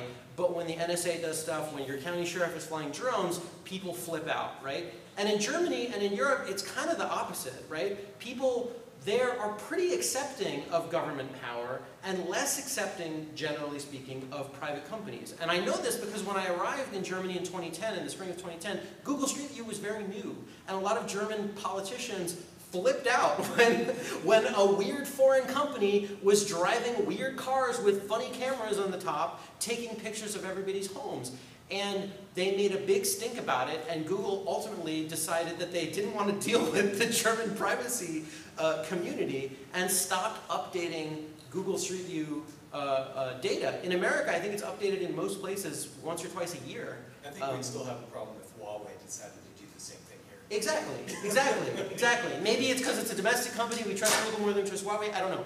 But so yeah, I think that we have this kind of skepticism, and some of us maybe are more skeptical or less, that is sort of built into our culture, right? I mean, the whole the Bill of Rights, I would argue, can be read as a restraint on the government's power, because we're afraid of the government being too powerful. And I think, I think you point out very well the difference in European approach, because when you look at like Europe proposing things like link taxes and copyright filters, once again, you'll note it's basically saying companies can't do these things, you know, but those restrictions would never be proposed in America. But boy, the GDPR pop-ups are annoying. Every website pops up this. There was a question by the gentleman over here. So, you explained that the Fourth Amendment is the right of the people to be secure in their persons, houses, papers, and effects. Can you specify what's meant by effects? Effects, and our lawyer friends can help us out here, but effects, I take that to mean as the things that you carry, right? Objects that are on your person. So in my case, this would be my wallet, the cards in my wallet, things like that. Wouldn't it be your car as well? Your boat, jet ski? Yeah. So it's physical things. It's physical things, but then when we start talking about digital things, you know, if you're carrying a USB stick that's encrypted and it has your deep, darkest secrets on it, those are your effects. And then now we get into like, and this area of the law is evolving as we speak, as to like whether or not, and then you add the border into that mix, then you get into a whole another weird situation. Can you be forced to unlock your phone when you're at the border? Canada will do it. Well, yeah. You know, and so there are these kind of weird situations where the modern equivalent of these 18th century words takes on different meaning, and depending on in what situation you're exploring that, the outcome might be a little bit different. I thought it meant like actions. I don't think it means actions. I think it generally means physical, like it traditionally means tangible objects, stuff. Well, Yeah. now I go back to what that's what it seemed like. Yeah, and I mean, and I think actually cars provide a good way of looking at how often these concepts evolve, because, you know, a car may not initially seem like an effect, but, you know, literally there's been psychological research done showing that people almost, when they drive in a car, they almost embody it, where like they actually psychologically view the car as an extension of their body, and so that's sort of where the effects in the car It sort of actually come. comes back from Hegel and Kant, Right. one of the original philosophers that define, you know, the nature of man and what is personal to you. That's actually the foundation of our intellectual property law as well. What's personal to you is your impact and effect upon the world, and that's why they use the word effects. Categorical here. I mean, and so basically, digital things that the human brain has incorporated into its sense of self become effects, in other words. There's a gentleman in the back. Yeah, you know, you talked about the reasonable right to privacy and third-party doctrine. How does that intersect with me taking proactive, for lack of a better word, measures to secure my privacy, like encryption, like using, like, you know, say, Swiss-based cloud services, using OpenDNS to encrypt my DNS requests, VPNs? Does that, how does my desire to take actual proactive conscious steps to protect that, am I at all mitigating this idea that I have no right to privacy when this information is in a third-party hand, if I'm actually trying to take actions to secure that? I mean, our lawyer friends may be better situated to answer that, but I would say, and you can, is that there have been cases, I do know of cases, for example, where courts have found that you don't have a reasonable expectation of privacy in your IP address. It's a thing that you need to connect to your ISP, just like you need a phone company to talk to someone on the phone. So even if you're using Tor, even if you're using a VPN, even if you're taking every single conceivably human possible step, you're encrypting everything, you're using OpenDNS, you're doing all those things, even still, you're communicating something to the internet, right? You're communicating an IP address at a minimum, not to mention other kinds of things. I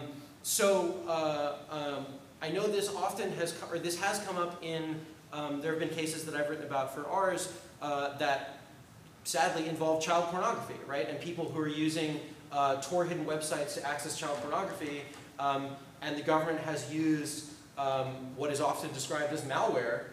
If you want to translate that into government speak, they refer to them as NITs, Network Investigative Techniques, to trick people's Tor browser into giving up their IP address on the theory that your IP address is not private. And therefore, if we know your IP address, then we could just serve a nice little subpoena to your local ISP, and the ISP is like, oh yeah, here you go, here's this person's billing information, and then a couple days later, your door gets kicked in, and you get guns drawn at you.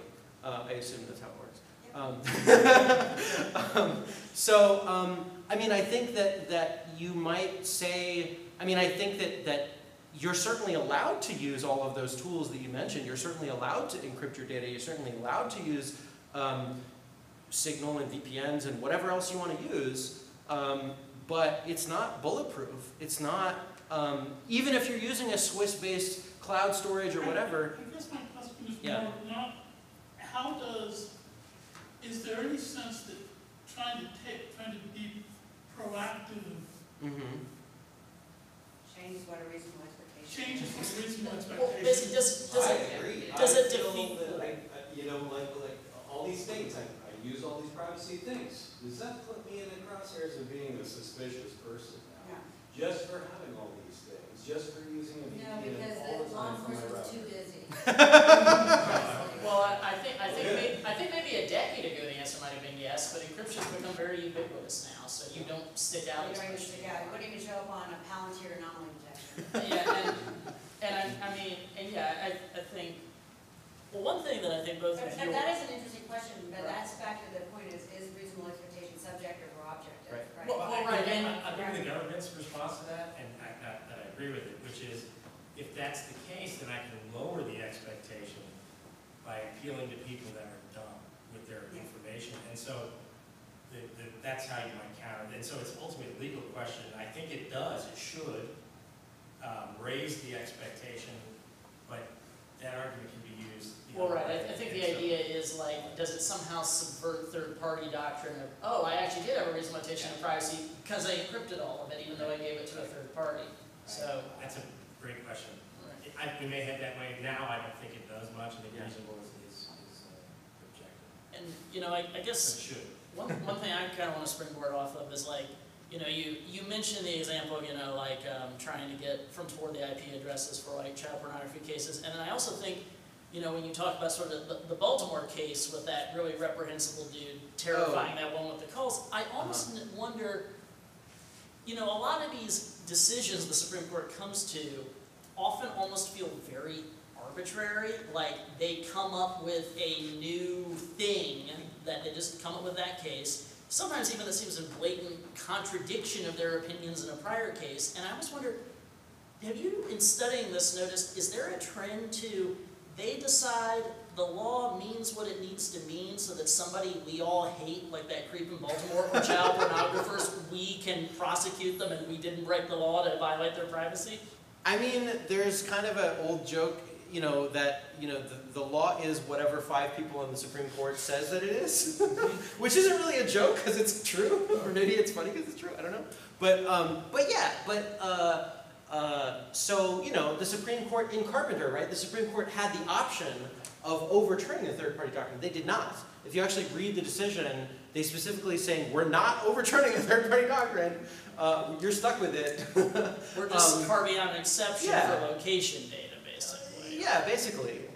And so, right, and the thing that certainly Justice Roberts and the majority who joined said that cell phones are different and cell phone location data is different.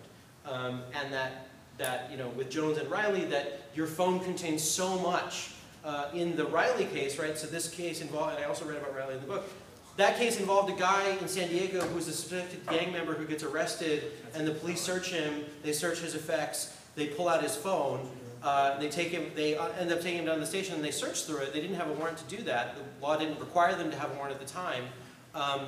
And when the case reached the Supreme Court, the government basically said, hey, searching your phone, this was like a flip phone. It didn't even, forget encryption and all like fancy stuff, right? This is like flip phone. This was like an early smartphone.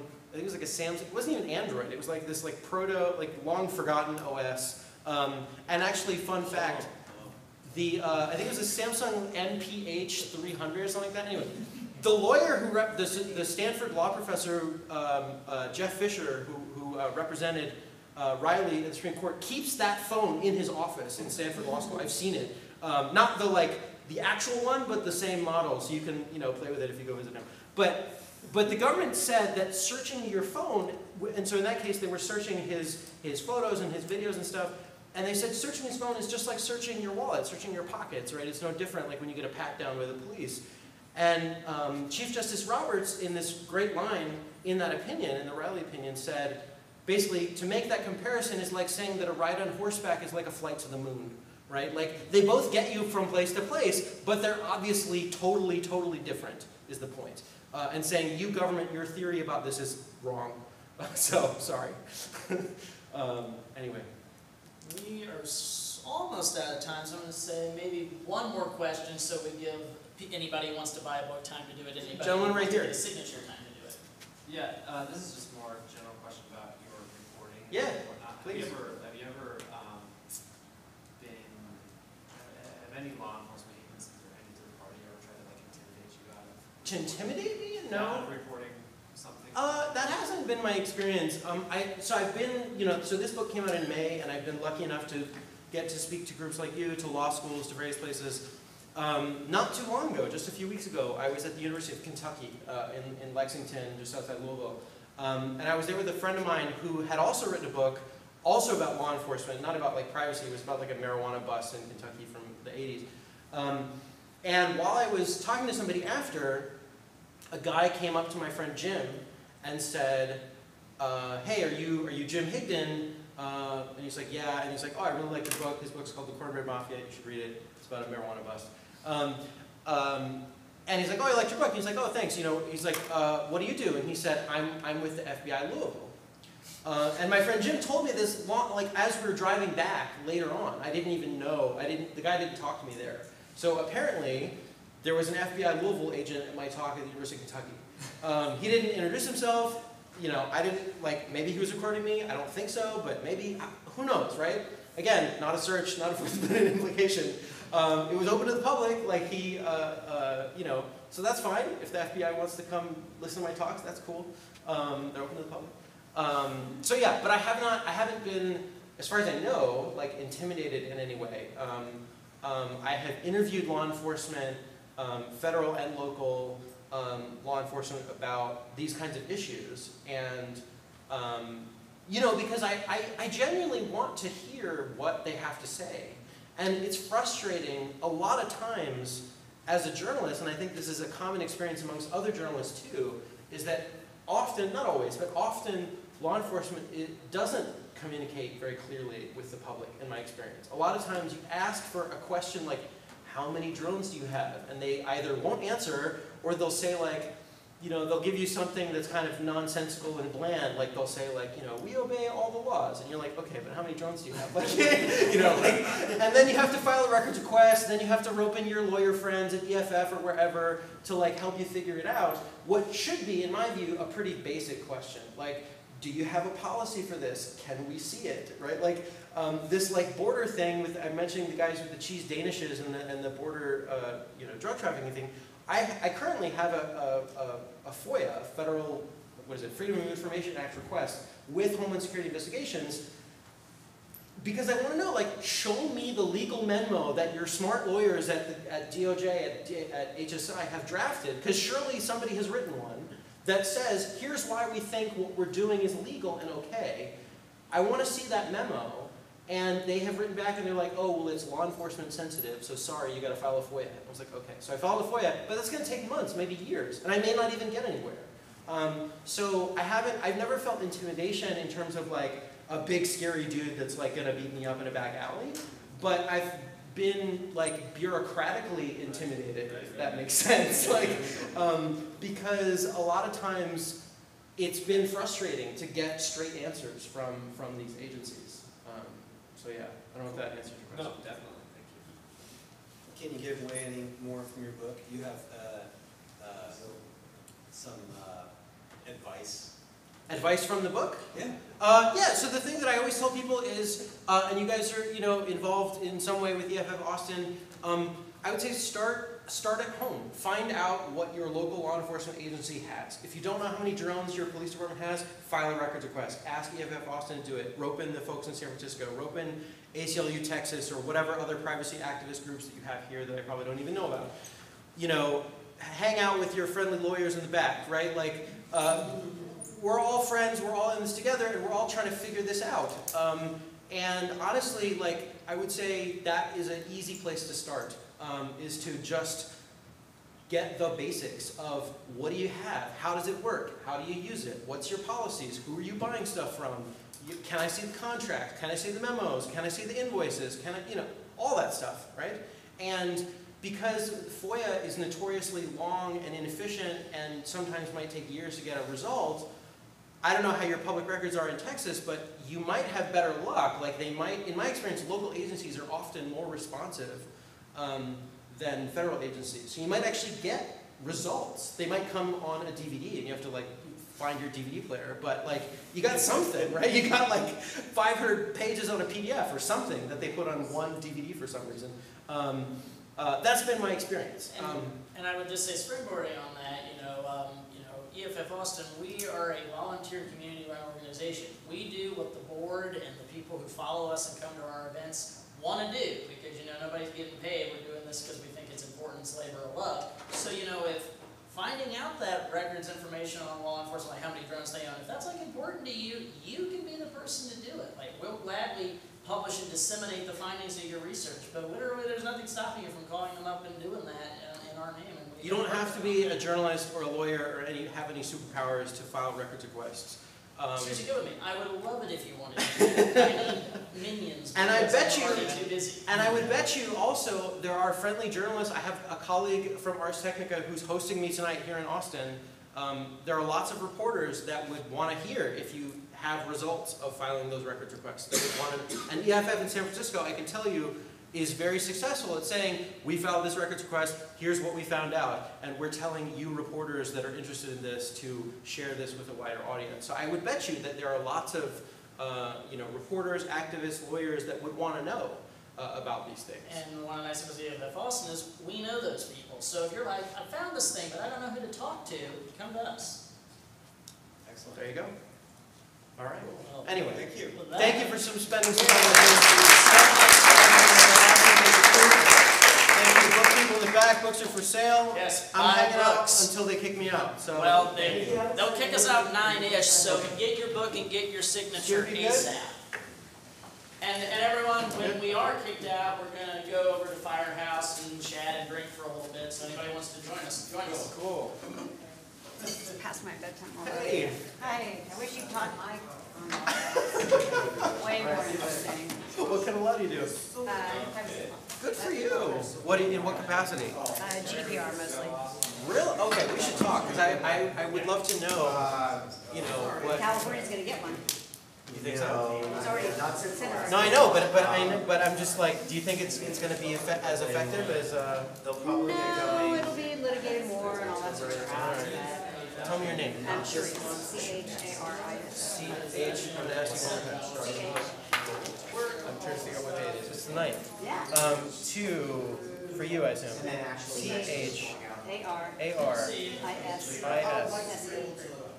I-S-S-E. 2 S's. Okay, got it. And Joe. And Joe. Joe is the husband of Got it. Got it. This is my friend. Got it. Who also has a weird name. I have a weird name too. It's all good.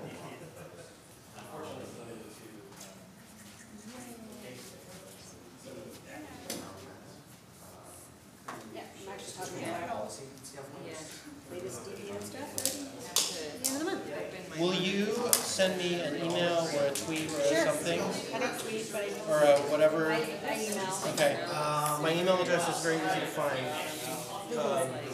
Yeah, I mean it's my first name dot last name at arstechnica.com. But you can also find it. But do send me a message. I'd really love to hear more about your. Happy to share war stories. I would love to hear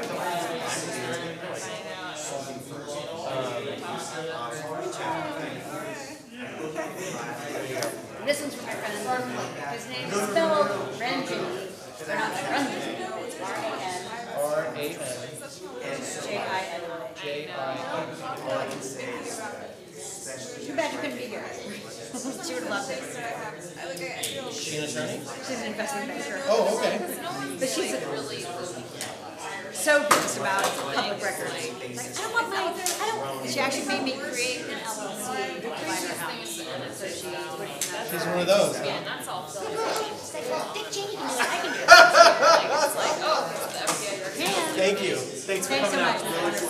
Really appreciate it. And I do enjoy following your stuff. Well, thank you. We do it so that people will read it. So we appreciate it. Thank you. Thank you.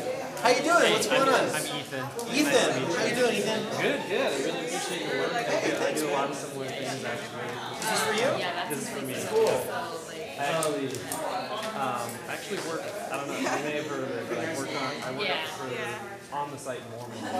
And so we did a lot of open records requests. I see Salt Lake. Are you I'm originally from. Originally from there. Okay. Anyway, yeah, so we also run a website called Faith Leaks. Faith Leaks? Faith Leaks. Oh, Faith Leaks. They are what they sound like. Okay. Wiki leaks for religion, basically. But anyway, we did a lot with open records requests and stuff. Appreciate what you're saying at the end. We're actually the Brigham Young University, the church, the university that the Mormons owns.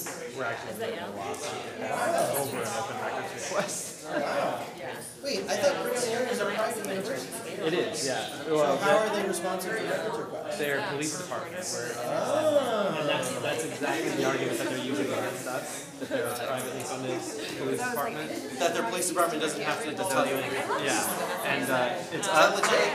No, it's not. In fact, it's already been ruled in the 4th district in Utah that they have to, but then they appealed to the state Supreme Court.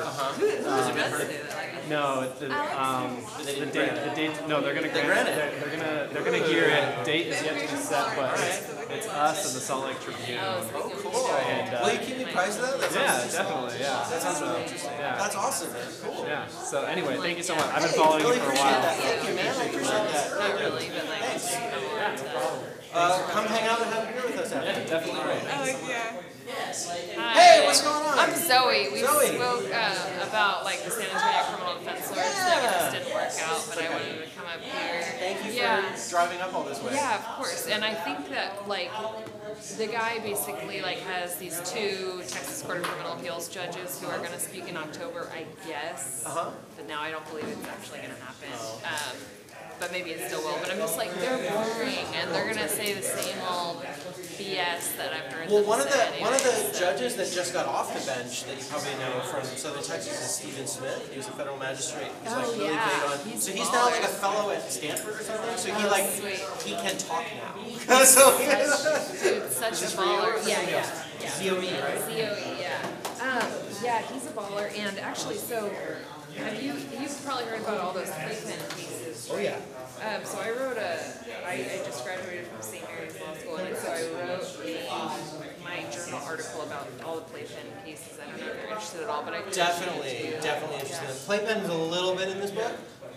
But yeah, all the nits and all that nonsense is so freaking weird. Yeah, so I just went through like all the cases that were out at the time, and I like summarized all the arguments. Oh, I definitely want to read your paper. So yeah, hopefully it's cute. But yeah, it's weird. And then the Securus stuff is super interesting to me too. But I'm working for criminal defense lawyers, so I get to see all this kind of stuff. That's awesome. The cheese Danish case, as I've been calling it. Yeah, that's super interesting. Are you going to go out and watch the hearing? Maybe. It's not, I mean, it's not far. It's an hour flight from me.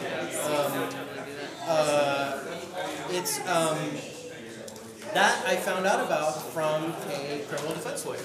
He literally emailed me and he was like, hey, we just won on this motion to suppress, check this out. And I was like, this case is weird. Yeah, we'll have to tell you about stuff, anything that bubbles up that we can talk about. I mean, honestly, like that. I follow cases as much as anybody does, in the media or whatever, but journalists rely on in general, like, you're in court, you're dealing with the clients, like, tell us what's happening. Right, yeah, we don't have anything super interesting right now that's public, all the tech, if you read ours, you know the kind of things that we write about, so like... Yeah, I'm sure that's how I found you, like, I'm obsessed with Twitter, and so I found you on Twitter, and like, the whole Twitter universe I'm on there. is just so great. Yeah. It's amazing how, like, I have access to all these like badass lawyers and What the people that I've been following, the people that I follow very closely are Elizabeth Joe from UC Davis. Okay. She's a constitutional law professor. She has a really great JOH. She has an awesome podcast called What Trump Can Teach Us About Con Law. That is with Roman Mars of 99% Invisible, if you've ever listened to that. Okay, anyway, it's a very fun, it's like, I mean, she's like a bona fide constitutional law professor. What Trump Can Teach Us About Con Law. Come for the con law, stay for the Doomtree hip hop from Minnesota. It's dope. But yeah, it basically, the whole like idea is to educate her co-host, who's a radio producer who's not a lawyer, and idiots like me, about like a thing that Trump or the administration has done, and like how do we understand what the Constitution has to say, or like what executive power has to say about that, or like what Supreme Court president has to say about that, and just kind of just educating us about which is like what this is really about that, and it's really fun and interesting and cool. Yeah, I'll have to listen. Thank you Hey, anyway. I really Thank enjoyed you so much it. for coming Yeah, all this way out. absolutely. I'm driving up to Dallas early tomorrow morning. Yeah, and you're speaking at UNT. I saw. Well, yeah, with that's Brian Owsley. I don't know if you know him. No, I don't. But So Brian Owsley used to be magistrate in Southern Texas. You should know because he's super smart and is big on stingrays. Like he gets quoted in a lot of my stories because he used to be on the bench and he talks. Brian Owsley, O-W-S-L-E-Y. Brian, B-R-I, and Brian Owsley. So yeah, he used to be magistrate in Southern Texas. Now he's on UNT. And he's great. I don't know if he teaches criminal specifically, but yeah, drop him a line, tell him I sent you. Yeah, Elizabeth Joe, and then Warren Kerr, you probably know at USC. And then I also read this guy Brad Heath, who's a reporter at USA Today. he's like, Who's a lawyer? I don't even know that. He's barred in Virginia. He's never practiced. I just thought it would be good to get one of those. Well, and USA Today paid him to do night school in Georgetown Law, so he just did it. All right, everybody, we'll continue this meeting. All right, I'm sorry. you sir, how you doing? David. What's up, David? How you doing? Well, thank you so much. Hey. My book's in bad condition, but This is loved condition, my friend. Come on. I'm just I hard need to get the signature. All right. Hang on, buddy. Tell me about yourself, David. What do you do? I actually blog roll for the EFF. You log roll for the EFF. Blog. Oh, blog. Okay. Fire. Writer, I write You know what that is? your books actually help. This, David spelled conventionally. yes, there's no Q. Oh, Q. Okay. But looking at how the court cases, these precedents that were set, kind of the structure of how we do justice now, how we enforce justice now, it kind of seems like the law is kind of law of magic. It's kind of weird, I don't know, but it's been very helpful with my writing.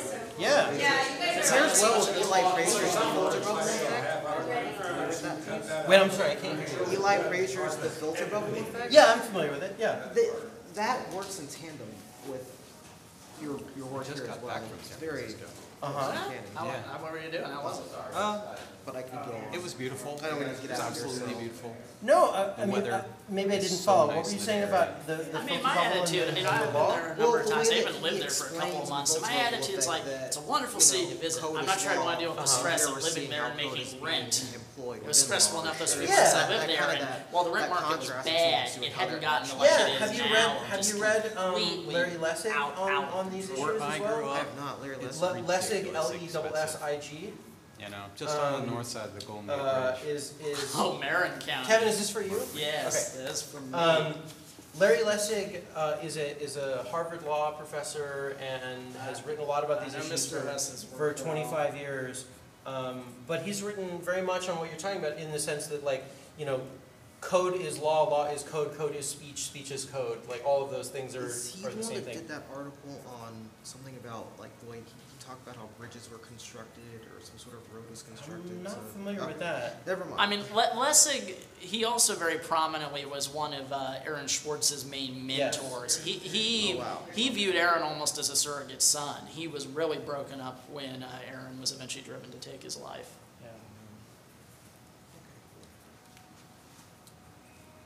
But yeah, Lessig, I mean, he's also very famous for he kind of runs a one-man presidential campaign where his sole plank is basically, if I'm elected president, I will overturn, repeal the Citizens United decision, and then I will immediately resign from being president.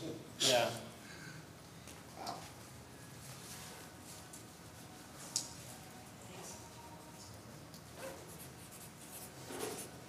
All right. Well, it looks like I have an offer to come visit you in Oakland. You do, anytime, sir, anytime. Oh, well, I will Hey, man. definitely One take more? you up on that. Yeah, man. Hey, I'm Robert. what's up, Robert? I'm Yeah. former law enforcement and Oh, really? Very turned network security and Wow. now I I don't care do what privacy. No, I didn't know if it was like button down. Oh, Privacy and I stuff. mean, we're What hanging law out enforcement at did like you- a Deputy bar, sheriff, nothing Where, special. here, theater Travis? space Trinity County, truck on the California. east side. Whoa, you were up in Trinity. I was a woods cop. They've been there for 20 years. Okay, it's not busting weed growers, presumably? Bigfoot. I don't think I'm gonna head to the. Is that what you call them up there? I hear you. Okay. Actually, Well, great to when see I you thought on, I man. saw And Bigfoot, you- it was and you just should try to actually make a that humble Friday hunting. afternoon. When did you I'm see just it? I'm really good at it. I realize Robert, you that, said? a lot of Yeah, people are Robert. working, but you know, it's weird. Are you we from can that do part it, of California? and, you know, Yeah, I'm from the Bay It's Area. gonna be Oh, pretty wow. awesome, so I would. I graduated from Tamalpais High.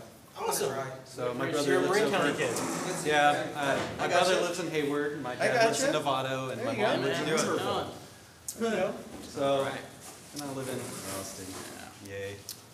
But, you know, I was just thinking about, you know, I'm in yeah. California, and I'm like, hey, I could go hit a dispensary. But my fiance's talking to me, and I'm going, am I safe to talk in my car? Am I safe to talk in my hotel room? And I'm going, is it just me being super paranoid? And I'm like, you Yes. know, The lady in the orange. and do I give a shit? Yes, Charisse. Oh, definitely. Charisse is a friend of mine. Can I reach out to you for that at some point? Oh, absolutely. Okay, I had questions for you. Oh, you absolutely should talk to Charisse. She's great. Cool, thank you. Trace was the other lawyer. Thanks, Yes, man. yes. Enjoyed the Yeah. talk. Hey, I appreciate that. And, yeah. Yeah, thanks so much. We really appreciate people's Run back to the honey. I just got a month-old baby at this point now. And so I understand run off, but yeah, I might sneak in for a beer. A quick pint. A quick pint. All right. Since I gotta Uber it home I and understand. give them my data. I understand. I understand. Hey, Hey, how's it going? good. I'm tall. What's in it? Sorry, what? Tall. T-A-L? T-A-L. You are tall. But you're also tall. How I you am, doing, yes. Tom? T-A-L. Yeah, thank you for the talk. Hey, thanks for coming out. I want to give you my card. I have a podcast Oh, on cool. technology and society. Ooh. And we already have one episode with someone who talked about data privacy, but I think the history that you kind of give on the legal end was really interesting, and a little insight into how the law is thinking about it and has been thinking about it for a long time. So. You know, Tal runs a very nice little local podcast called Shadow of the Valley That's that awesome. I've done an episode on it, as That's right, have a yeah. few of our board members here at EFF. That's awesome, man. Actually, I got John Lepkowski as my next guest. That's awesome. So you'll be up to 4 of our board at that point? I think so. You'll have I'm 5 more I'm to now go trying to through. expand beyond the board. That's cool. Hey, but is this yeah. for you, Scoop? Yeah. The Scoop spelled the way I think it's spelled, like an ice cream scoop? Yep, great show.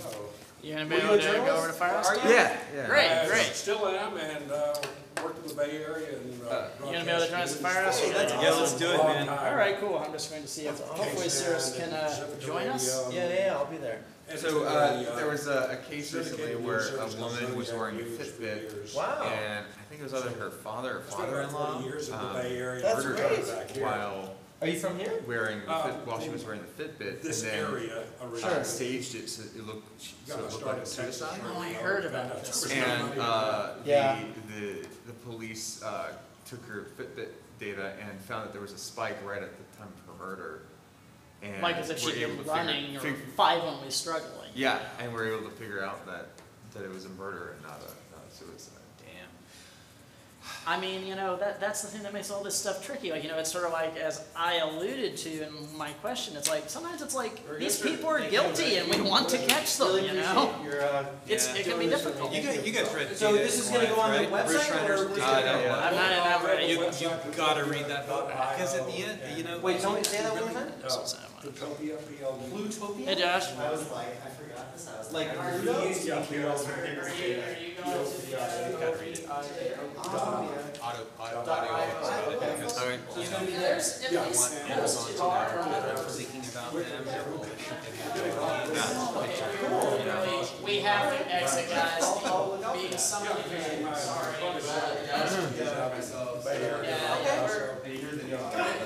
He and I do a lot of stuff, you know, and it's very much, you know, digital rights, privacy, you know, That's great. oriented. That's great, that's So great. I appreciate you Well, thank you, giving man. me way too much to add. I'm sorry to keep you up, man. I appreciate I it. love those kind of things. Well, thank you, I'm A grateful. lot of these things I report, it's like, well, that's no good. Hey, thanks a lot, man. Appreciate it.